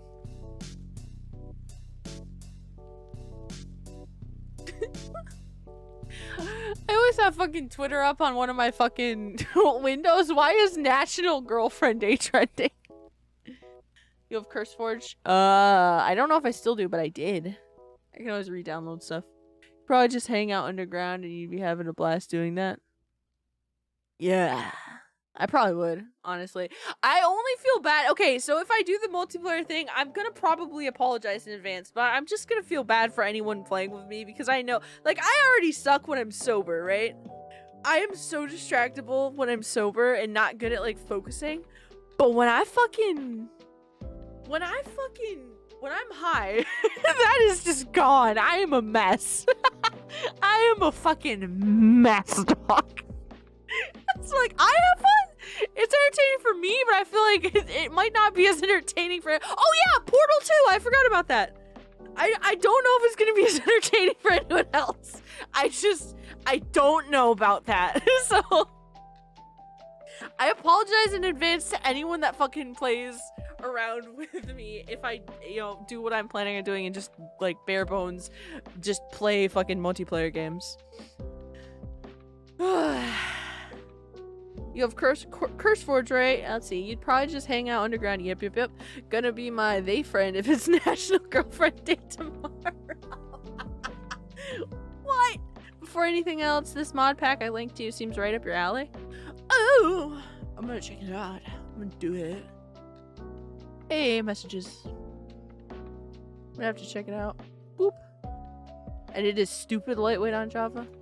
Ooh.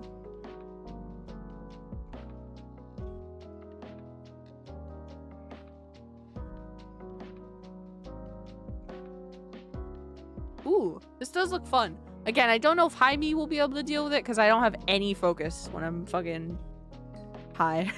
It's the problem. Lightweight like eval with the good. I would not be okay with that, zombie. You know I would not be okay with that. Wait. Oh, okay. It would be fun. Stop. Why are you like this, dog? Why? What the fuck? No. No. Oh my god. Bruh.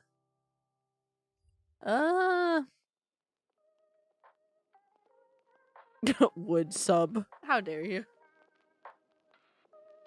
I run a Christian Minecraft channel here.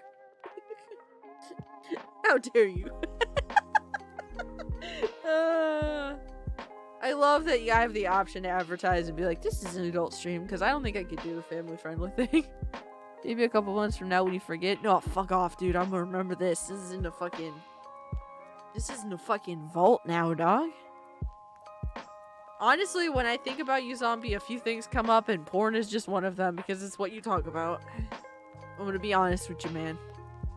Specifically gay porn. That's what the only... the fuck? Fallout? Actually, that is a fucking reference to Adventure Time. It's going in the vault, my man. Prepared for the future. Okay. Bruh. Bruh. Or when I'm feeling... Okay. Japanese, very nice. Oh my goodness. I love how you feel the need to add rarely. You have you absolutely not rarely, man. It barely happens, I swear to God. It do be Adventure Time. Stop. Oh my god. No! No! Twitch wouldn't like that. I can't do that, dog. But yeah, no, I'll figure something out. I'll probably make a loose schedule for the day, just like I'm probably gonna hit you up, Hypnotic, specifically to see what times would be best for you, and if you'd want to. Obviously, I don't want anyone to feel like forced, but yeah. Yeah, okay, zombie, I've explained why that's been a thing.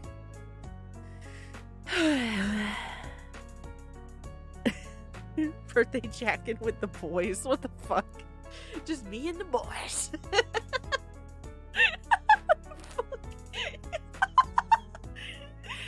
It's not gay if there's at least 3 people involved, right?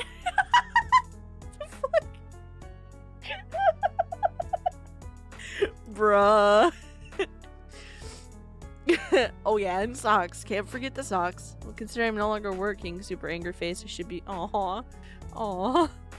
Aww. I'm sorry, Hypnotic. I don't know what plans you have, period, so that's why I like to hit people up before things. Yeah, you are kind of... You are definitely channeling some sminky energy today. You got that energy. I'm free on the 6th because it's a Sunday. Fair enough. Yeah, I was happy that my birthday happens to land on Sunday. No work moment? Let's fucking go. Let's actually go, dog. Fucking normal work moment. I don't usually ever get weekends off because I work retail. Finger guns. It'll be weird whenever I do actually change positions.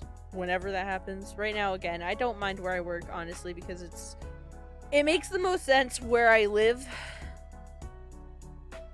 I'd be busy all day on the 6th if I were working. Oh, Jesus.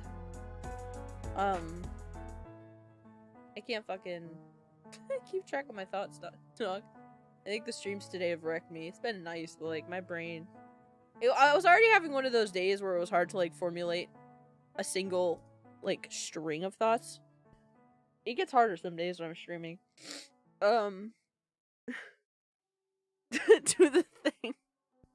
Let's see if I can... Wait, don't judge me. I don't remember the fucking keybind. It's been... Oh, there you go. It's been so long. It's been so fucking long, dog.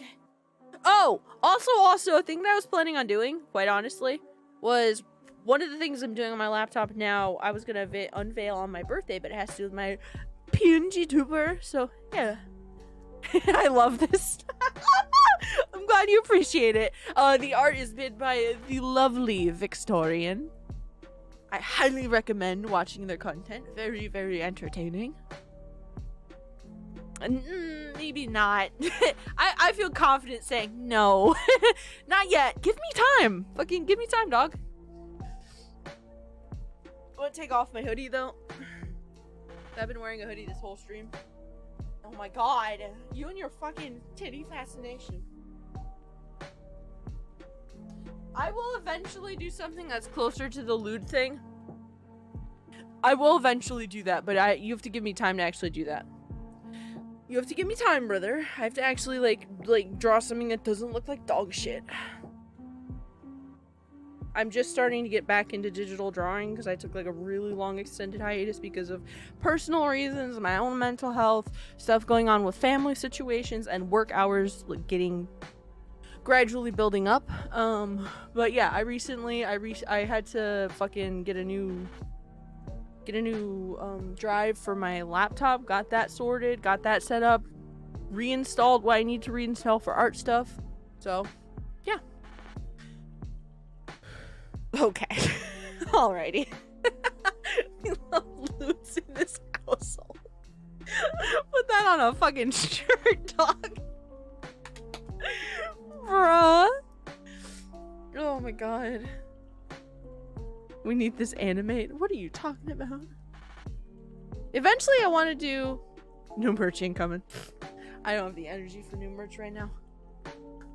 I need to start actually advertising my shop because I do have I would like to think a decent amount of products in my merch shop. I don't advertise it.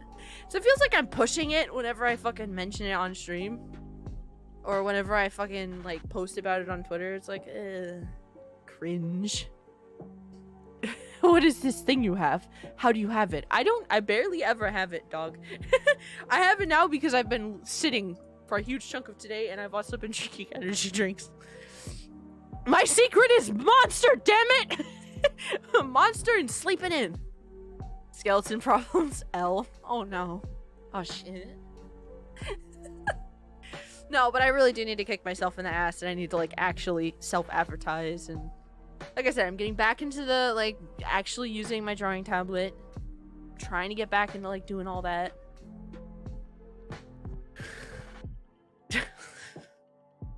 Monster. I still want to try that pussy energy drink. I'm dead ass. I'm gonna cave and get it and, like, actually try it on stream.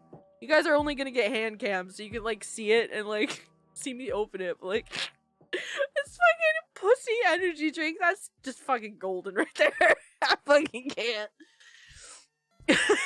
I want to look up if anyone has any of the surviving ad campaign for that, because apparently there was an ad campaign for the pussy juice, pussy energy drink, and fucking it got canceled because of how promiscuous, how fucking lewd the advertising was.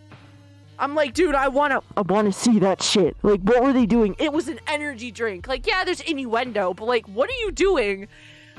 Like, to the point of, like, other people stepping in and saying, yeah, no, you can't do that, dog. Children could be watching. What about this? Okay. Alright. The fuck? No, thank you! First thing to come to mind when I fucking think pussy energy drink is like, you just fucking open the can, it just fucking smells like the sea. I don't have anything to drink. I ran out of liquids. I'm out of liquids, dog. You really gonna make me go get water? At the end of my stream, you were gonna do this to me? How dare you? I feel like the streams lately have actually been pretty awesome. What the boy. You open it and it smells like, okay, well, we had two very different thoughts because I thought fish. No! Alrighty, I'm gonna go actually get some water. I'll be right back. I'm using my Better Call Saul mug. Shout out to Hypnotic.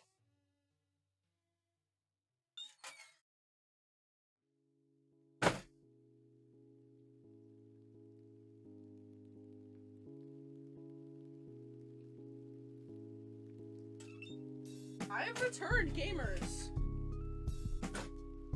Yes, Better Call Saul. I still have that mug on my desk, like deadass. I randomly use it for coffee.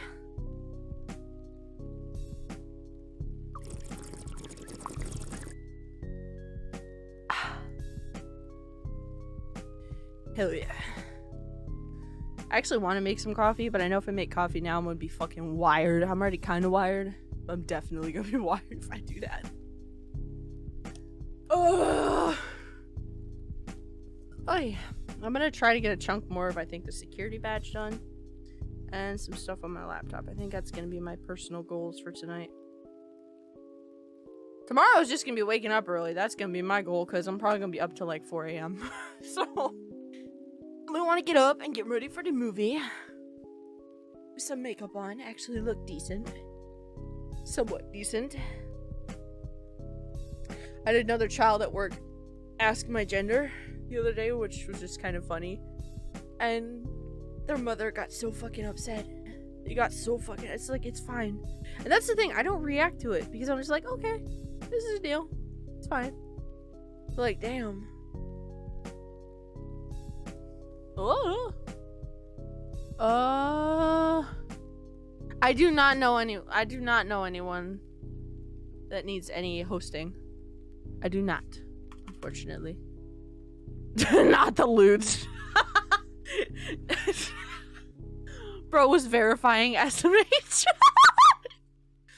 No, fucking I've had, especially when I'm wearing my I had to clarify.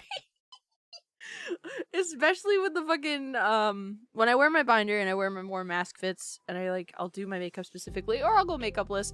I do have people that will actually misgender me, or will, especially children. I love children because they don't have any fucking filter. Will just ask, "Are you a boy or a girl?" And their parents get so fucking upset. So upset. It's like, it's fine to question that. They're not being rude. It's fine. And I try to stress that too. It's like, it's okay. It's all right. I'm not offended. If anything, that kind of makes me smile because I'm like, I confused someone. Let's fucking go. Me as a child asking, okay, well, that's not usually a fucking... Huh? Huh? Huh? Zombie, you were probably a fucking demon child. An actual demon child. I'm willing to put money down. You were an insane crotch goblin. No, all jokes aside, I'd like to host a little Minecraft server. If you want for your birthday, get together. If you want... Oh, what? I might hit you up for that, for sure. Like I said, I'm still kind of trying to figure it out. But definitely. I feel bad because I haven't hopped into the RPG server. I really wasn't trying to be an asshole. And it probably came off like that. I promise I'm not. I got so fucking overwhelmed. I continually get overwhelmed with life stuff. And shit just keeps happening. Oh no! I really like the idea of it. Like, deadass, if I didn't work as many hours as I worked and didn't have this shit going on in my actual, like, day-to-day life, I would have fucking...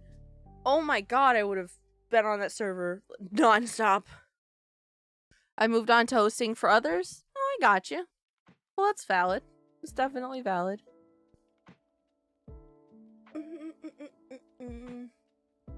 I'm gonna, like, sit down probably later tomorrow and try to come up with an actual, like, something akin to a plan. I'll definitely hit you up either later tonight or tomorrow morning. But yeah, I've said before, I don't know the first thing when it comes to a lot of Minecraft stuff.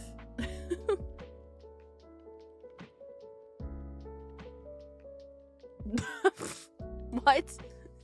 Huh?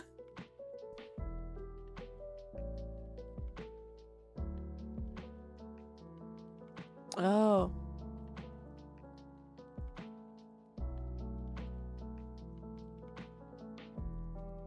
I suck at salesman thing. No, you're good. I'm gonna go ahead and check out your message after the stream, okay? But yeah, no, yeah. When it comes to Minecraft specifically, I know I've said this before and I'll probably say it again. I don't know what I'm doing when it comes to the actual, like, server aspect of things. I've randomly attempted to join servers, but they usually die. And I usually can't put a shit ton of time into it. That's the problem. It's like, I enjoy goofing around on a server, but... I got so much other shit going on. It's hard to balance everything. It really is. As you all know, lately I've been stressing about work. I love money. Fair enough.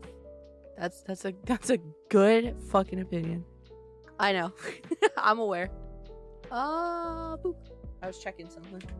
I'm back to normal. What are you still doing here? Wow. Okay, fine. Okay, fine. Alrighty. I do need to go, though. It is 9:10. Moon does need to go to bed. Dark Souls time. Bruh. Bruh. Who should we raid? Aww. Who should we raid? Let me mute this shit. Okay.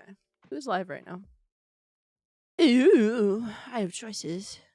Imagine going to bed at 9. Well, my little sister is my little sister, so she has a bedtime. How dare you? What's the name? Wait, what's the name of the person? I'm open to suggestions. I just need to know who I'm rating.